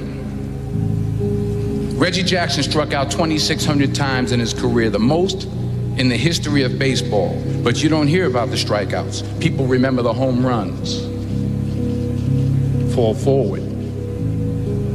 Thomas Edison conducted 1,000 failed experiments. Did you know that? I didn't know that. Because the 1,001st was the light bulb. Fall forward. Every failed experiment is one step closer to success. When you're building a company and building a product, skill matters. Intellect matters. Training matters. But it's not enough. The part of it that is important to realize about building companies is that it's a challenging and painful and oftentimes extraordinarily scary thing to do. And so unless you have passion, unless you really love the process of building the company and what you're trying to do, it's going to be incredibly, incredibly challenging. And so what I would leave you with is when you're building a company, if you decide to build a company, you have to ask yourself, what is the purpose that you're building the company for? Is it that you would like to build a company so that you can sell it, make a fortune? Is it that you would like to build a company so you can take it public? You're just a serial entrepreneur. You want to build something, let somebody else run it, build something, sell it. Whatever your reason is, be honest to yourself. It turns out that in my case, I just love the process of building things, and I love being part of something. You know, being part of NVIDIA and being part of a people and being part of a cause that is that's inspiring to me, it keeps me vibrant, and it's something that I'm willing to do for a very long period of time. You see, the greatest motivational principle in the world, is that people do what people see. And too many travel agents, they're like, or too many leaders are like travel agents. They're sending people where they've never been themselves. And you want to be a tour guide. You want to take people with you. You want to say, this is the area where I've been, this is where I live, this is the area where I lead, come along and follow me. And at level number 3, your leadership begins to gain credibility because now you are fleshing out for the people around you and you are modeling for them things that they want to see, and you are starting to produce. You know, Don Shula, the coach of the old Miami Dolphins, he said it's the start that stops most people. And he's right. It is the start that stops most people. They're always going to get ready, to get set, to get going. What we've got to do is, boom, just like that, move into action.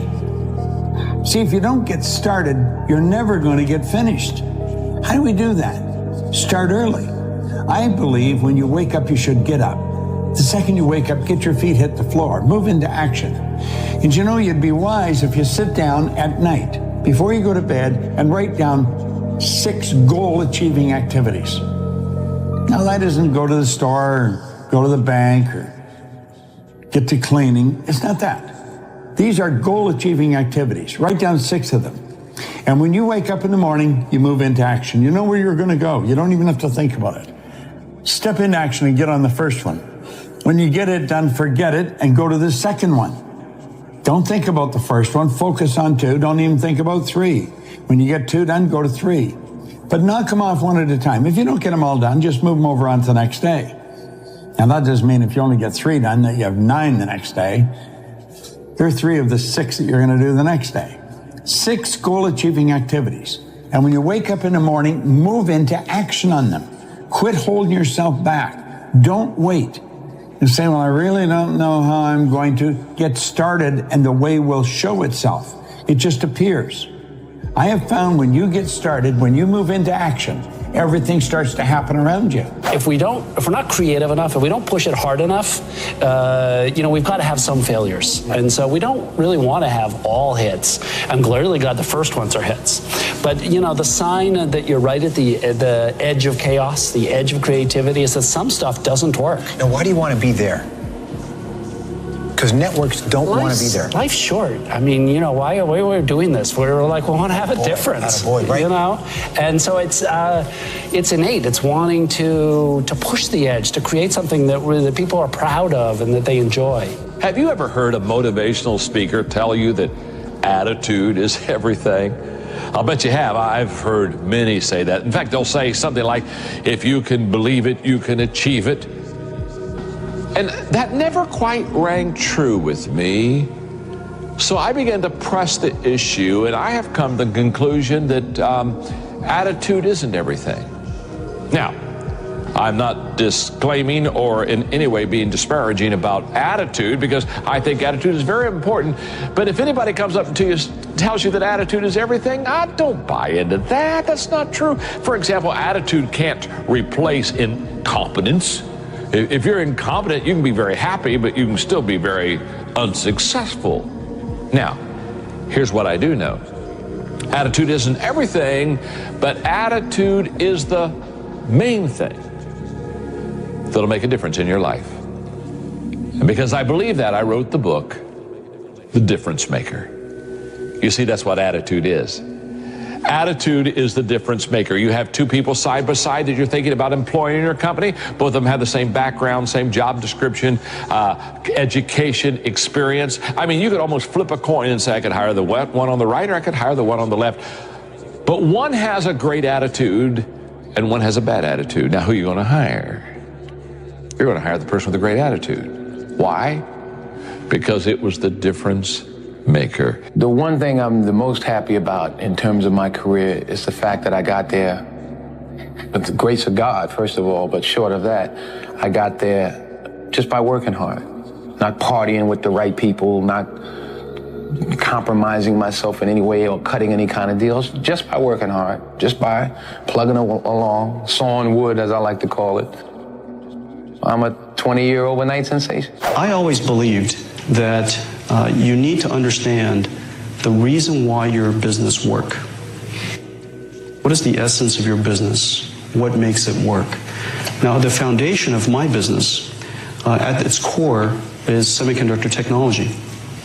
Here in Silicon Valley, we usually like to refer to semiconductor technology as Moore's Law. Moore's Law is not so much a physical law as it's a law of competition. It is a law of challenging engineers. It's a law almost of setting pace. And Moore's Law approximately gives you twice the performance every year or 2. And so understanding the fundamental ingredient of our business improves by a factor of 2 every year, and simultaneously reduces in cost by a factor of 2 every year. Most people don't use their imagination constructively. Most people use their imagination destructively. They imagine what they don't want. We've got to consciously and deliberately imagine what we do want. If we will take and sit down with a pen and ask ourselves, what do I really want? What do I really want? and write it down. And then make a written description of it in the present tense. Writing causes thinking. Thinking creates an image. And you get these images going, you're building a vision in your mind. It's the visionaries that's changed the world. Think of that. The fact that I can sit and look into this camera, and you can sit and look at me on your phone, or on your TV, or on your laptop. That was the result of somebody's vision. Do you know everything you've got, the clothes you wear, the house you live in, this microphone that's in front of me, it was all the result of somebody's vision. It's not an accident. You and I have a marvelous imagination, and everything starts with a vision. Van Gogh was asked how he did such beautiful work. He said, first I dream my painting, and then I paint my dream. My wife told me this great expression: to get something you never had, you have to do something you never did. Les Brown's a motivational speaker. He made an analogy about this. He says, imagine you're on your deathbed, and standing around your deathbed are the ghosts representing your unfulfilled potential, the ghost of the ideas you never acted on, the ghost of the talents you didn't use. And they're standing around your bed, angry, disappointed, and upset. They say, we came to you because you could have brought us to life, they say. And now we have to go to the grave together. So I ask you today, how many ghosts are going to be around your bed when your time comes? You have to be authentic. I mean, you've got no hope if you try to pretend to be Reed Hastings or Mark Zuckerberg or Bill Gates or whoever you want to think your CEOs are that you've met. You know, that is crazy. And you got to really get comfortable with yourself, your strengths and weaknesses. People are inspired by authenticity, and I'm just surprised how many people feel like they're acting or try to act. And you may be a really quiet person, and that's fine. But if you have that fierce will, that desire for the institution, the company to be great, and your own role in that is secondary, and you authentically express that in whatever ways you do, then you'll be greatly accepted. Okay, and so that's all it takes, is to be authentic and not try to be something else, and to fundamentally care at your core about what's good for the company. And if everybody knows and you act in the notion of what's good, as best as your judgment can tell, what's good for the company, they will see that, and people will follow you, and they won't be cynical. It's when you hide things, it's when you pretend. Going against the tide is great if it works. Now, it doesn't always work, and you really have to be smart to go against the tide, because you're going against a lot of smart people.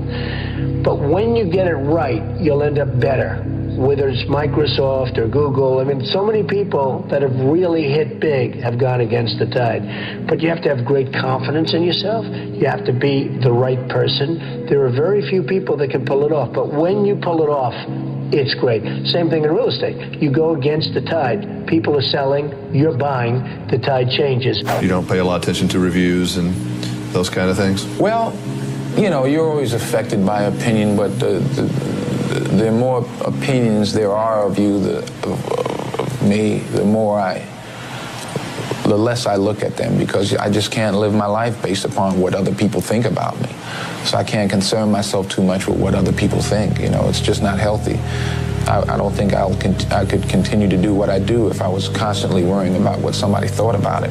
What is something that you believe today that 40-year-old Jensen would have pushed back on and said, no, I disagree?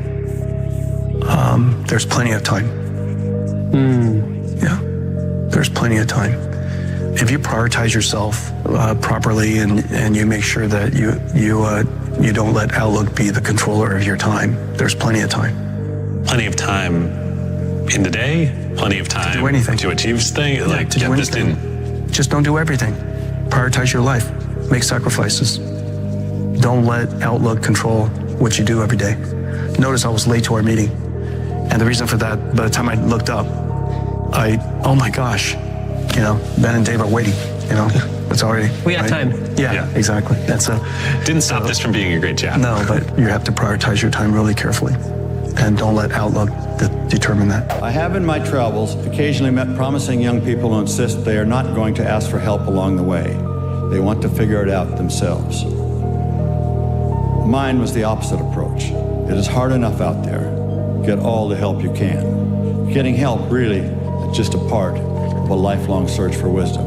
I know you've brought up Bobby a couple of times, and considering that Samir and I have worked closely together for 13 years, I'm curious, what is it about your relationship with Bobby that has allowed you guys to work well, to work efficiently, to get through problems together after all these years?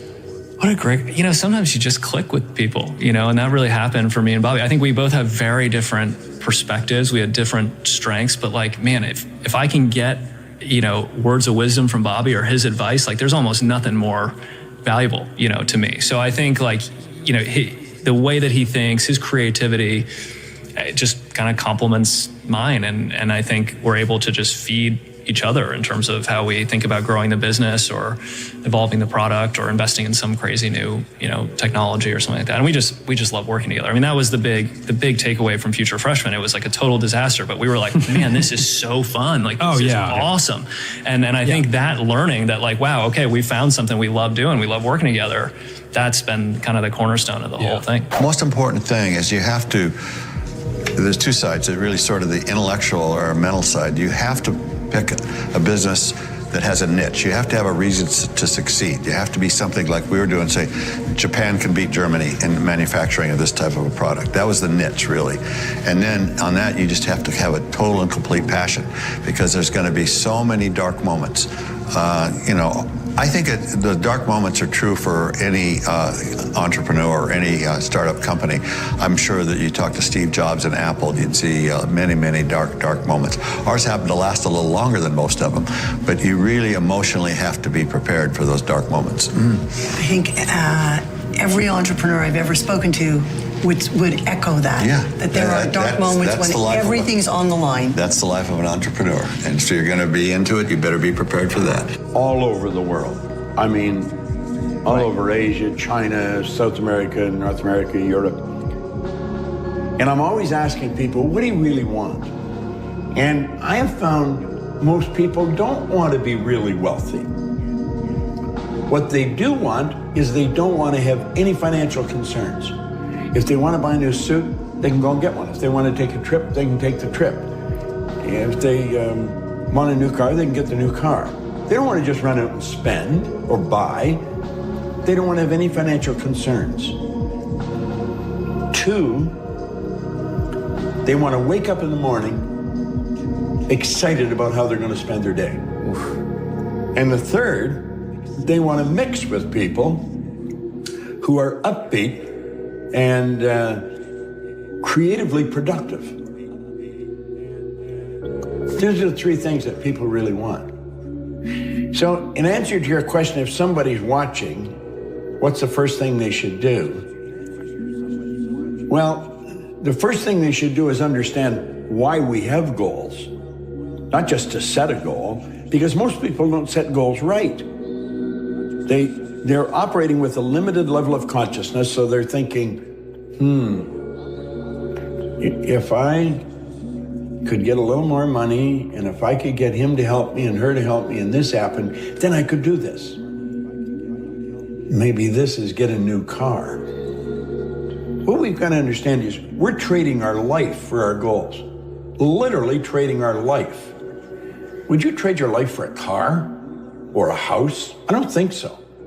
Usually in companies, there's a notion of a hierarchy, a set of objectives, a quarterly plan, and so forth. We had none of that. Our theory was that the leadership, in particular the bottoms-up leadership, really should be empowered by what we were doing, and we'd see how far they get. We didn't have an 18-month strategy. We just kept iterating. So what I learned from this is that fast iteration is the key.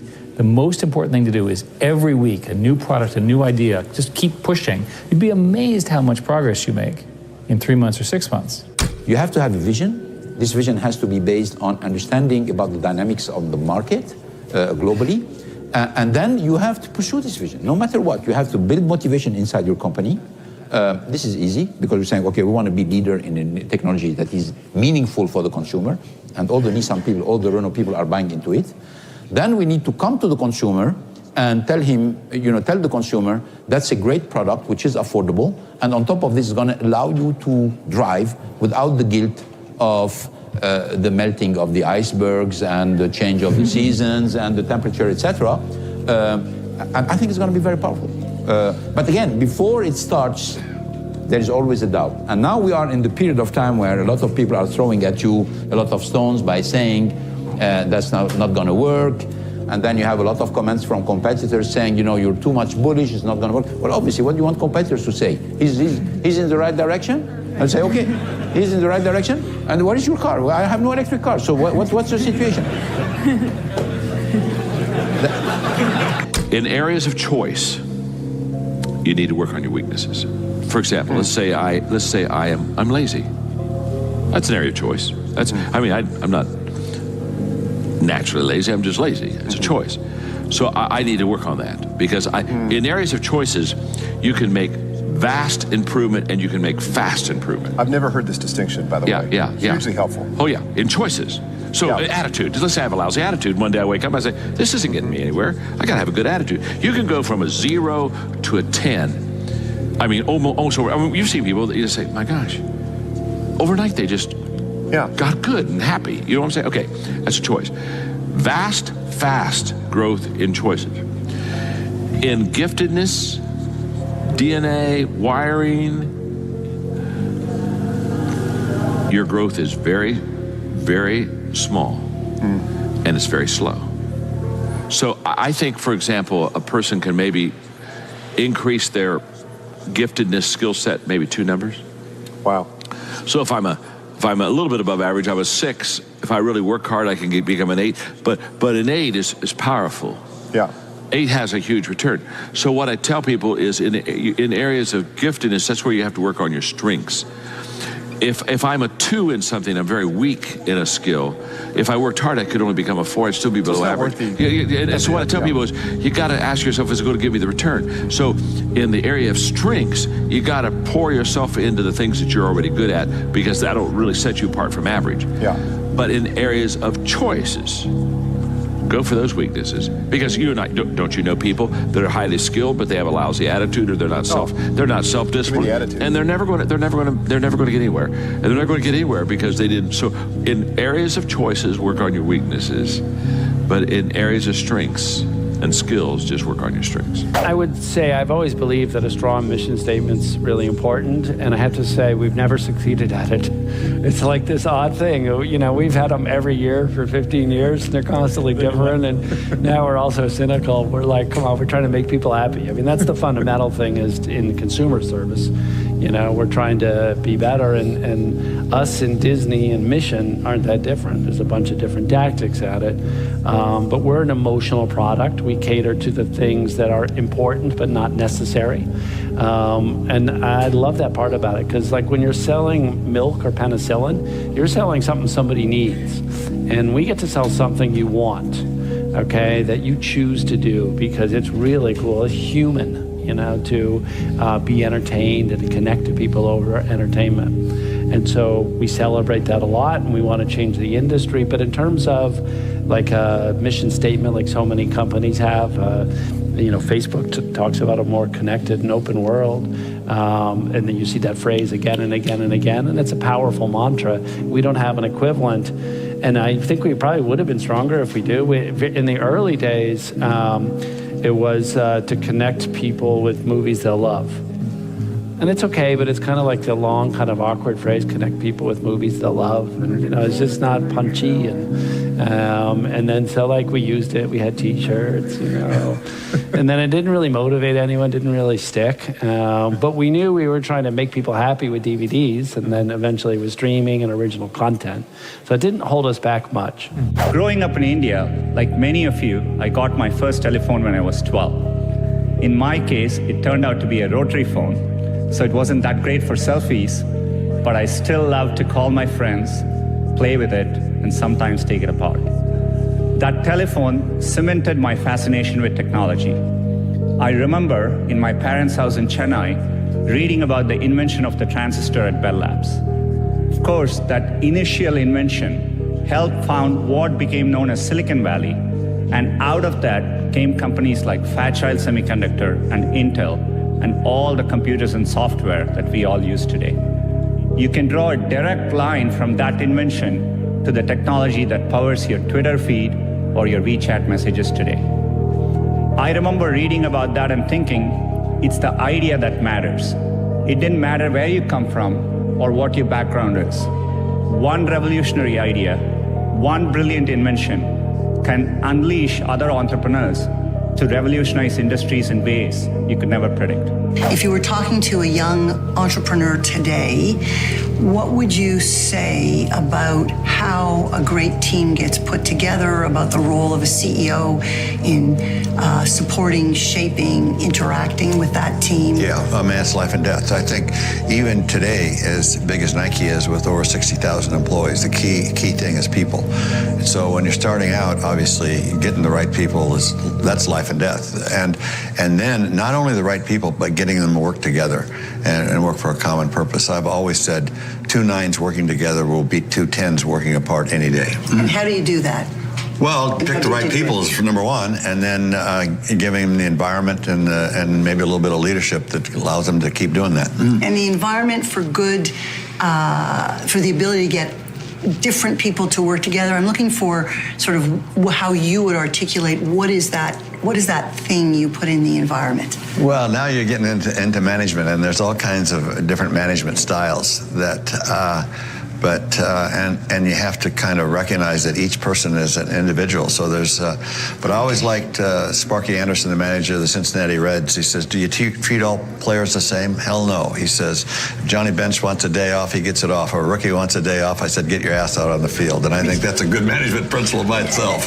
Someone who's pitching you, what don't you want to hear? Everyone asks what you do. What don't you want to hear? I want to hear that everybody is focused on this new architecture, and anybody who's coming in with plans based on the earlier architectures, you're not going to make it. You need to be on scalable plans that solve real problems. It's so easy to solve a local problem. You need to dream bigger.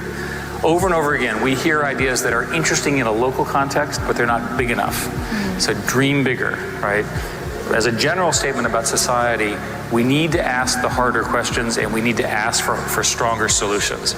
There is a global emerging consensus around issues and so forth. Together, we're very strong. So going on perhaps a decade of running simultaneously two global companies, how do you get the stamina to keep going and to stay fit, personally and mentally and physically?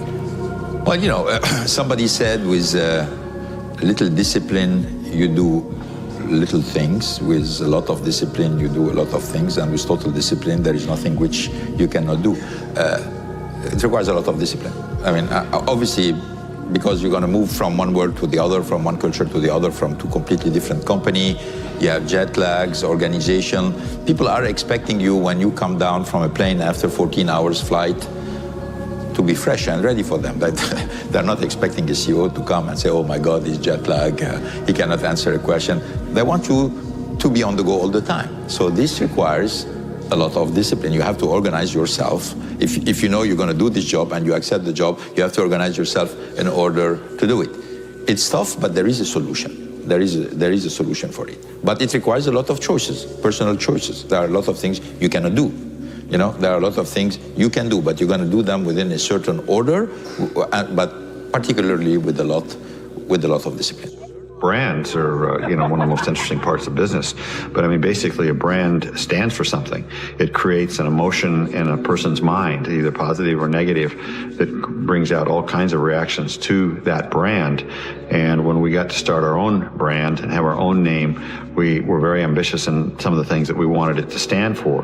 But I mean, as you stop and think about brands around the world, Sony and Coca-Cola and Rolls-Royce, where they all stand for very different things, but they all create an emotional response and something that's really strong and powerful. Are you going to be able to make products who are hits?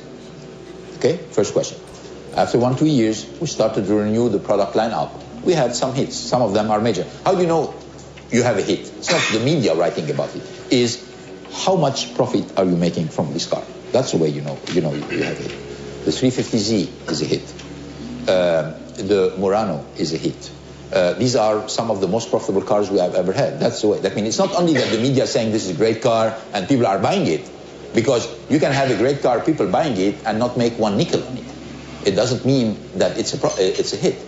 Well, the real hit is the product has to be successful, but at the same time you need to sell as much as you think the potential is, and make money out of it. That's the real demonstration of it. The thing which attracted me to Google and to internet in general is that it's a great equalizer, right? And so to me, I've always been struck by the fact that Google search worked the same if, as long as you had access to computer with connectivity, if you were a rural kid anywhere, or if you were a professor at Stanford or Harvard.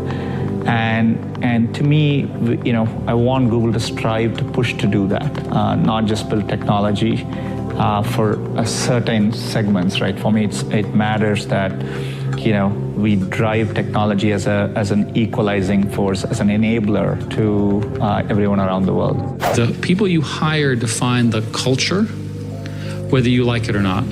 So Larry and Sergey, when they started the company, said, we need to have really smart people. So they hired a rocket scientist, and they hired a medical doctor, and they hired a Stanford graduate who had been a professional football player, because they figured that they wanted normal people who had done something exceptional.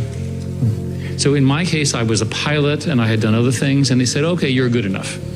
You know, the CEO has to have something besides being a CEO that makes them interesting. And everyone had something. And I would go around and I'd say, well, what's special about you? It's like Sesame Street, you know, what's special about you? And what's special about you? But there was always an interesting story.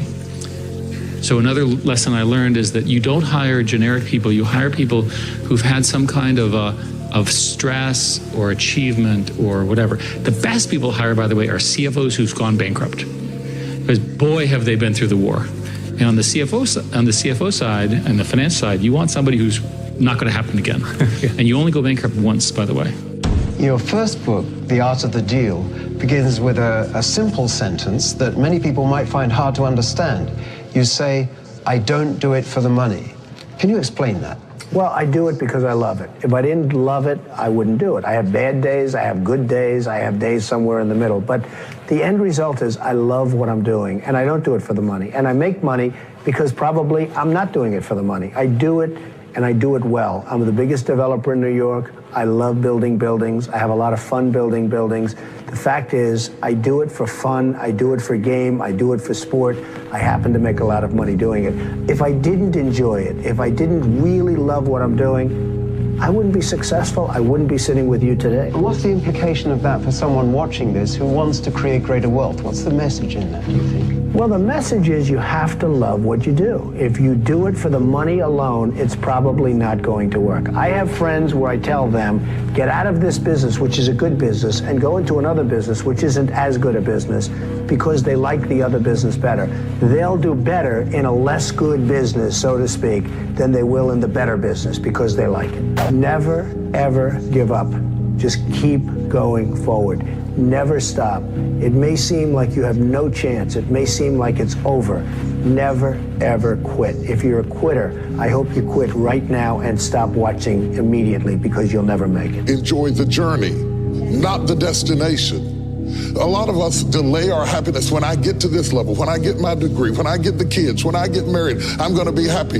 Enjoy the journey. Enjoy the whole step, the whole process. Every day that you get up to strive for whatever it is you're after. You know, I'm a goal-oriented guy. Yeah, absolutely. But you don't celebrate when you get to the finish line. Celebrate all along the way. Celebrate all along the way. Yeah, man. I don't agree that you should narrow your focus.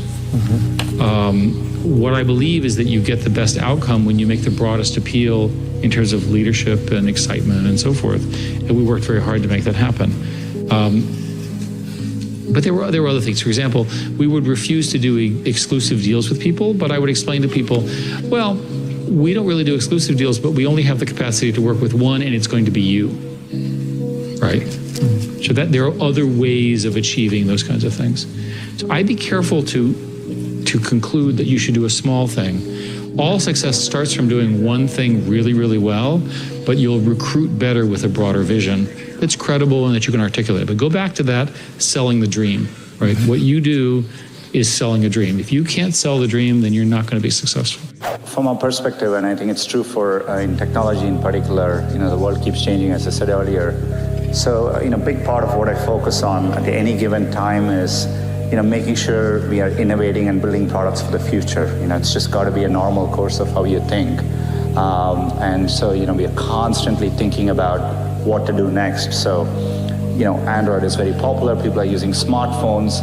But, I always sit and think about what is the next version of how people use computing, right? And so we are thinking about, things like virtual reality or augmented reality. So these are all new areas, but we are constantly thinking about it. And so you have to do that on a constant basis to push forward. I think most people are confused about money. Most people don't have a healthy relationship with money.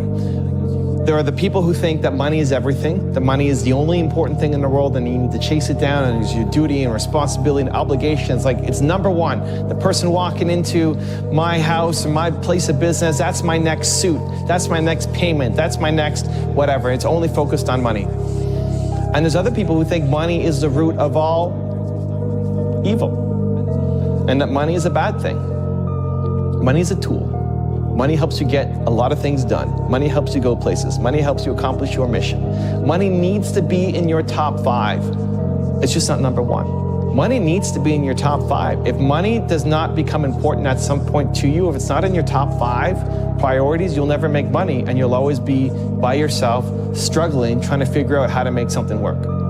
But it's not number 1 either. If you put money above all else, you'll end up doing a lot of work that you hate and you never get good at it just because you're chasing opportunities. This is a big reason why so many entrepreneurs fail.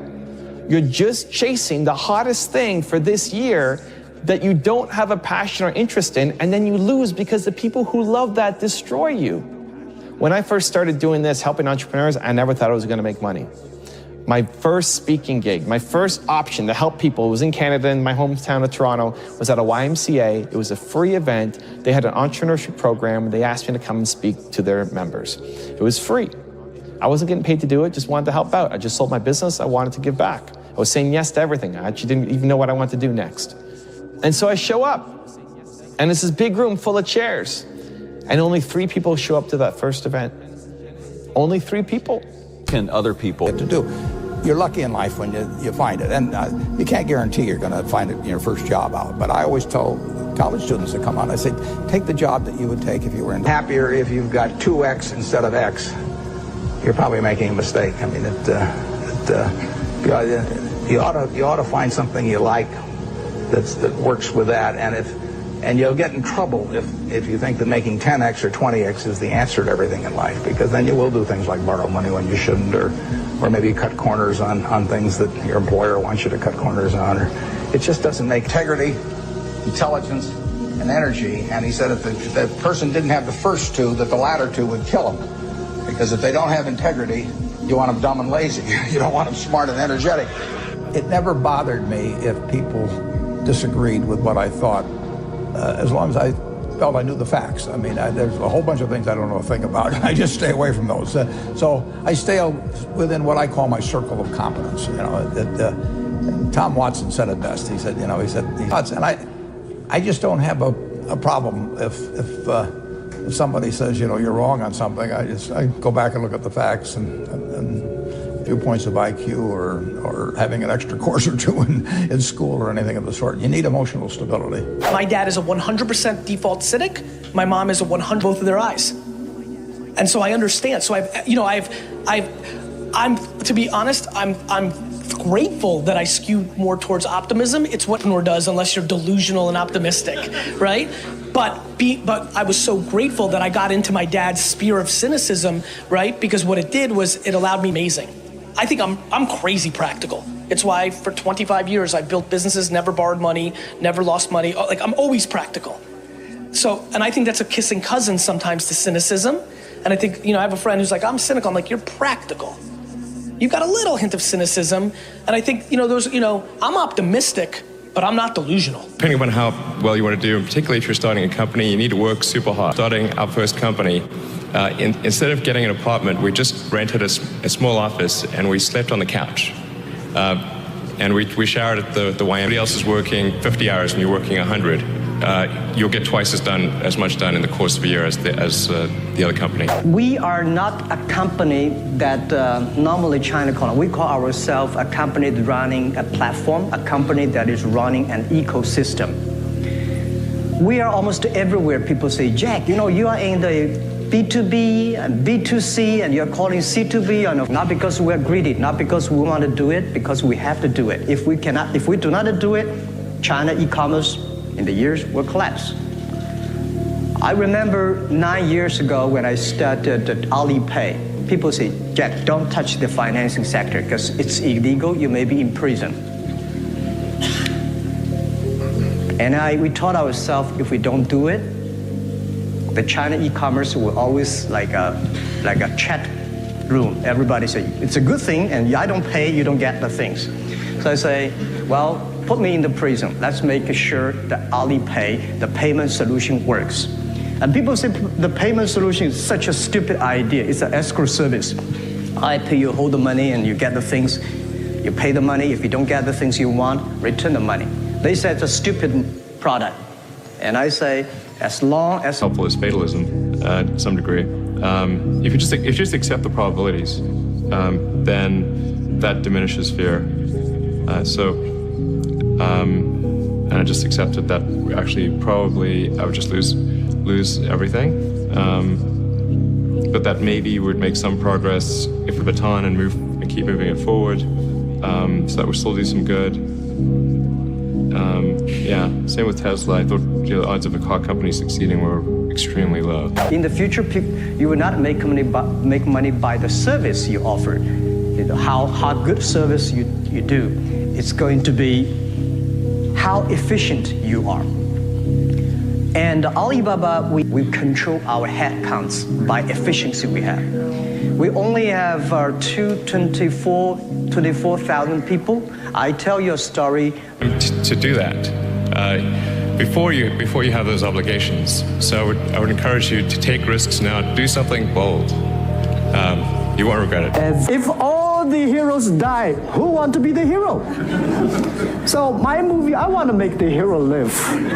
Right, so this is, I think we should learn a lot. And it's only about 2 years, so we have another 8 years to go. I want to make our company that it's not e-commerce. It's something that giving people inspiration out of the catching whales. People make money by catching shrimps.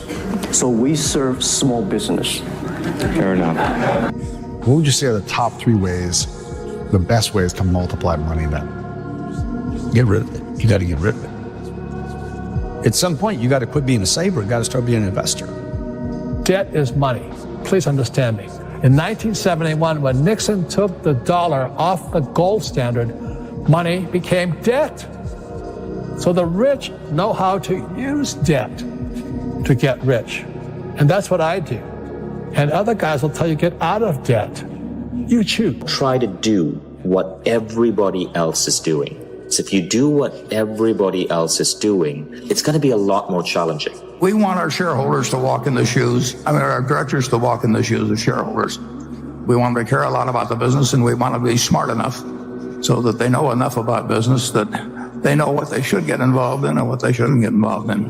Fastest way to get to where you want to be, find someone that's already there and ask them for help. You would be amazed how many older, successful people want to help. If you're not always learning, to this minute, if I'm not continuously learning, if I'm not just absorbing as much as I can absorb, someone else is going to kick me. It's better to start earlier on in life. The earlier you figure it out, the better off you are. But it can happen later in life. You're not going to get $823,000 a year at a job. There's no job that's going to hire you and pay you $823,000 without you having to go back to college and spend time and invest money. And what's happening for most people today is, they follow that age-old mantra, go to school. What do you learn about money in school? Nothing. Get a job. Well, jobs are disappearing. Not only that, is that with artificial intelligence and G5 coming, more jobs are going to get wiped out. Plus, with driverless cars, more jobs are getting wiped out. So why would you go to school to get a job and then work hard for money, but pay taxes? What are you doing on your phone all day? There's probably something within there that's $1 billion opportunity. The crazy part about business, you only need one hit. That's it. Zuckerberg, Warren Buffett, all these people really just did one thing. But I've worked directly for Zuckerberg, Dustin Moskovitz, Matt Kohler. These are all billionaires. Sean Parker, been around Peter Thiel a little bit. I think the two biggest kind of surprises, 2 or 3 of them, one, they didn't set out to become a billionaire. They just really cared about a problem. Now, the second part of that, most of them didn't get to become a billionaire or super rich for 20 years. And recognizing that and being like, okay, cool. If I can be patient and focus on longevity, I can become a millionaire, multimillionaire, maybe billionaire or beyond. Things that's common, especially for employees, is thinking that they can't escape being an employee. You know, it does take time, patience, and belief, dream, fantasy. And through that you can create the reality. I've done a lot of things, man. I've been swinging for a long time, and that's something that's available to everyone. And I do think that's missed out on, that there's a lot of ordinary people being rich and being successful, and people think it's an exclusive club, and that's just not true. I tried 24 different businesses to finally get to AppSumo, to finally eventually get rich. Think about in your own life and your own businesses, like what is the thing you're looking forward to and excited about? And it could even be small. Like one of my phrases I like is put it on the calendar. What's on the calendar? What are you looking forward to? Well, what you're excited about. And then the reality is that you can actually get going towards that dream sooner than you realize. Everyone should be an entrepreneur, everyone, because if you get fired today, what's your backup plan? Go on Indeed.com and pray. Like having an entrepreneurship where you can have your own business, and if you start it right now, not how, you just get started. And that a lot of what we cover that is exactly $1 million weekend. You could do it in a weekend, which everyone has. They can change their life in 48 hours. You have the option. And a lot of people, let's take AppSumo.com. We have a lot of people who have very successful side businesses, and they're happy with their day jobs, and that's great. But I think people don't swing enough. They don't even get started swinging, and that's, you know, they're not ready on the sidelines. And there's never a good time. The best time is right now. It's not yesterday because that passed. It's not tomorrow because you don't know. It's right now. There's 3,100 billionaires on the planet, which is not that many. So if you want to meet one and learn from one, that's a really great cheat code of life. And they're accessible. And so taking a step back around interviewing billionaires on our YouTube channel, and then myself running almost $100 million a year business at AppSumo.com, it's the power of asking is the most powerful thing that no one is really improving on or really getting started on. And that's available. There's no exclusivity on it. The upside of asking is unlimited, and the downside is a moment of discomfort. The second thing with this YouTube channel from interviewing billionaires and millionaires is that there's so many different ways of getting rich. I thought that everyone else you can only get rich on the computer and on these worldwide webs. I didn't know how to do it, but I thought that was the only way. And so through the YouTube channel, it's been so powerful and so special. There's Larry Janeski. He's making $600 million a year on basements. You have this lady, Jan, which I guess it's kind of funny. Her name is Jan. She does jam. She got rich selling strawberries. There's Michael Hudner, who did ships. There's Rafa and James, who did energy trading. Right? There's such a phenomenal variety of people that are getting rich outside of just computers. And I think that's so exciting to think about, hey, what is the area that I really like? Is it cooking? Is it doing landscaping? Is it computers? And the ability in that to create a lifestyle and a lot of money around areas that we're interested in. You hear all these, like, I'd say fake entrepreneurs or fake coaches. They don't actually have any real businesses. They're like, you got a 10x today, and you got a 5x. If you're not 5x, then you're failing. And I was like, I've done that, but it's also interesting. What if our goals now for AppSumo.com is to grow 10% next year, and it's been that for quite a lot of time. And the reality is when you set less ambitious goals for yourself, you can stick with them for longer because you're not burnt out, you're not tired, you can sustain. And then by having less ambitious goals, you also have creative freedom because you're not stressed about hitting a target. And that gives you the ability to create 10x opportunities because you're like, okay, cool, I'm not worried about making money in that, but I can go do things that potentially, be moonshots and really drive the company for the future. There's a lot more smarter people out there than they give themselves credit for. The only difference is that I start. That's the biggest difference. But I would say the success of a founder and success if you want to be an employee CEO within a company is how are you being resourceful? How are you solving the goal and the problems and the priorities with the resources that are available? Most people sit and they complain like, oh, I don't have this. Like there's a lot of people, I'm not getting paid enough. Well, what are you doing about it? Did you put together a proposal? Did you go look at comparison analysis? Did you go create more revenue so it's obvious that people should pay you more? When you're going somewhere in a car, you're like, of course I want a destination. Then why don't we replicate that in business? If you look at all the best CEOs today, the ones that I admire, almost all of them are immigrants. My father's an immigrant, didn't speak English, came to this country.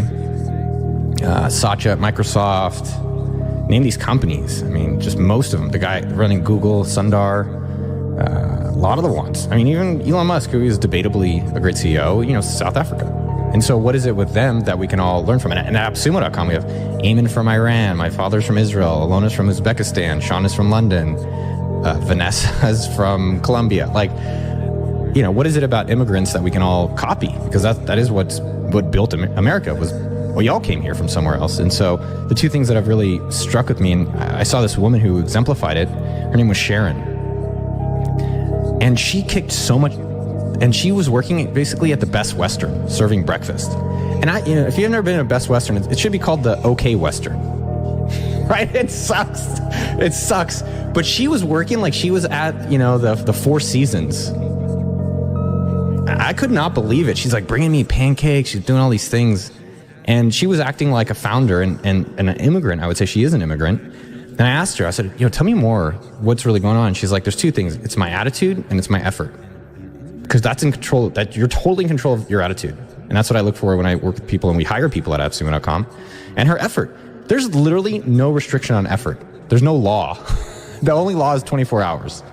Besides that, you can work as hard as you want. A lot of my success is just because I'm in the market and the market does well. But I'm curious about these things, number one. So I was curious about social networking and I was like, man, money, I think worldwide it's pretty important. I think there's going to be something, if you have a free money tool, that's going to be big. Same thing then with Facebook games, that was going to be big. Then I did payments for games, that was big. And then I did kind of a Groupon business, which became AppSumo, that was big. Then we built SumoMe.com, that was big, which is a software tool. So ideally, number one, you're curious.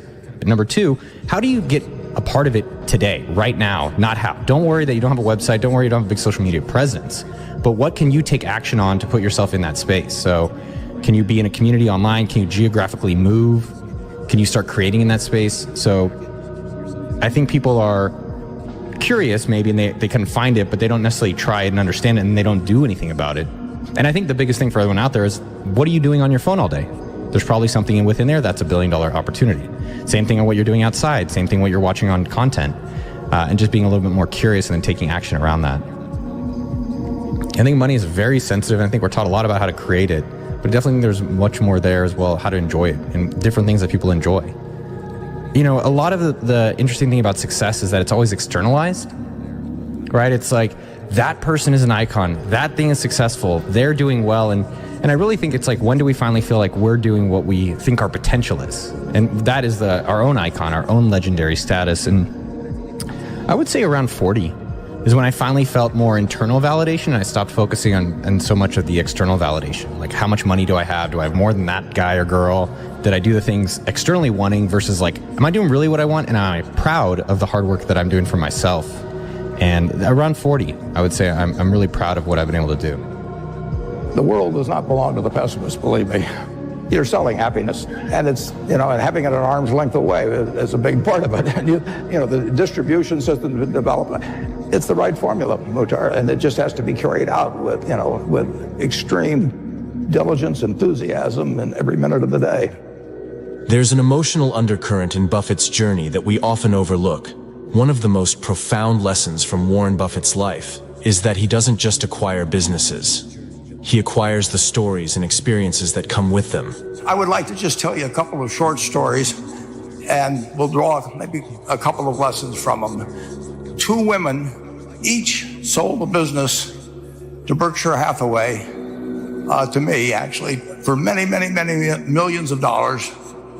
Both of them started with $2,500. And one of them was a woman who landed in Seattle in 1917, couldn't speak a word of English. She felt like a dummy.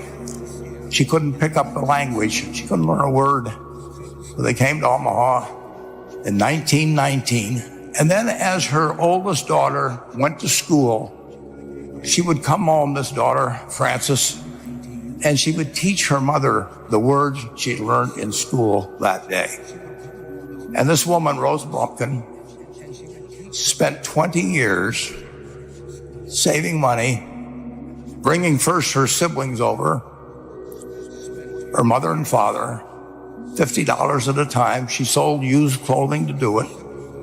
She had 4 children during this period. And by 1937, after 20 years, she'd save $2,500. She went to Chicago and she bought what she could of furniture. Her dream had always been to open a furniture store. But with the same spirit that the people in this room had about having a dream and working to accomplish that dream, she built a business which she sold to me in 1983 for $60 million approximately, and which did $1.5 billion worth of business last year. The fourth generation is working in that business. This woman, Rose Blumpkin, she worked for me until she was 103. Then she retired and she died the next year, which is a lesson to all of Berkshire's managers that premature retirement, you can't tell what's going to happen. But Mrs. B, with her $2,500, one further fact about her, she could not read or write. And she didn't bring anything unique in furniture, but she brought a determination to succeed. And I saw one other woman who did a similar thing with $2,500. I paid her hundreds of millions of dollars for her business. Today, I'd like to tell you about one other small business person. This person, I went to buy his business from him, and he turned me down, which was very wise. But this was a fellow who was born about 8 years before I was. He was born in 1922. He was a pretty good athlete, didn't like school much. And I'm going to tell you one thing early in the story. Maybe you can figure out who the guy was. The company he built hires more college graduates each year than any other company in the United States. And this fellow, who was destined for this but did not know it, Jack, went to college for a year and then dropped out. He really wasn't that interested in school. And the year he dropped out was 1941. And when the United States became under attack, he went down to the Army Air Force recruiting station, volunteered, and then he came back to the Midwest. So now we've got a young guy. Probably by this time he would be 23 or 24 years old. And he actually kind of went from one job to another for a short period of, or not such a short period of time. And he finally became a used car salesman at a Cadillac dealership in St. Louis, Missouri. And at age 35, having moved up in the organization, the sales organization, he said to his boss, could I go in the car leasing business with you? The boss said, well, if you'll cut your salary in half and you'll come up with, I think it was $25,000, which he borrowed, we can become partners in a car leasing company. So my friend Jack started at age 35 in the car leasing business. And he had 7 cars. It was pretty slow. In fact, one of the things he did was whenever the phone rang, he let it ring 3 or 4 times so people would think that he was very busy answering other phones. And of course, it was the only call he was going to get all day. So his first venture was okay, but it wasn't really going to go anyplace. And there's a lesson in this for all of us. At age 40, he decided with 17 vehicles, 17 cars, he was going to go into competition in the rent-a-car. And he's got 17 cars, and his cars aren't any different than theirs. I mean, he's buying them from General Motors or Ford or Chrysler. And he can't get the airport locations. Those companies have them all sold up. But he was determined that he would basically offer the customer, can't offer him a different car, but he can offer them friendlier service than they've ever seen. And so he started a company. He named it after the battleship that he'd flown from in the Pacific, which was the USS Enterprise. And He died about a year and a half ago. But when he died, his rent-a-car company, starting with those 17 cars, was worth more than Hertz and Avis and all the rest of the rental cars put together. The man's name was Jack Taylor, and his son, Andy Taylor, is a good friend of mine, runs the business now. A grandchild is in the business. They'll probably be a fourth generation along the line. So this man in the United States, he didn't invent artificial intelligence. He didn't do anything that, just like Mrs. B selling furniture, that any one of us could have entered those businesses.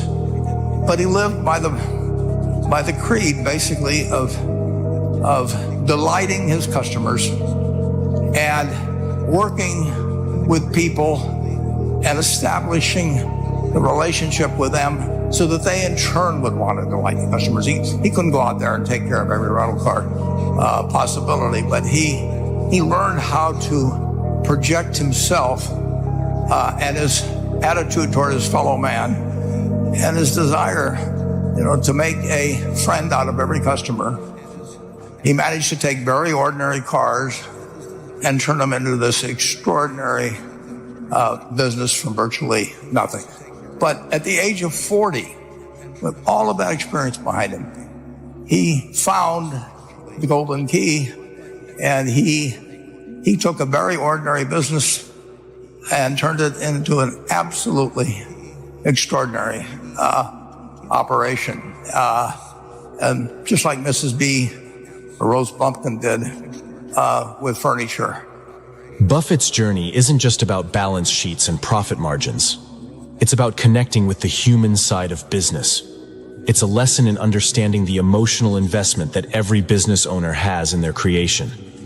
In a world driven by cold calculations and cutthroat competition, Buffett's approach offers a ray of hope for every entrepreneur. It's a reminder that behind every business, there's a heart and soul that yearns to leave a mark on the world. Buffett doesn't merely acquire businesses, he becomes a part of their story. It's not just about numbers, it's about the people, the employees, the customers, and the communities that these businesses serve. The test isn't whether you get the greatest business idea in the world the first time out.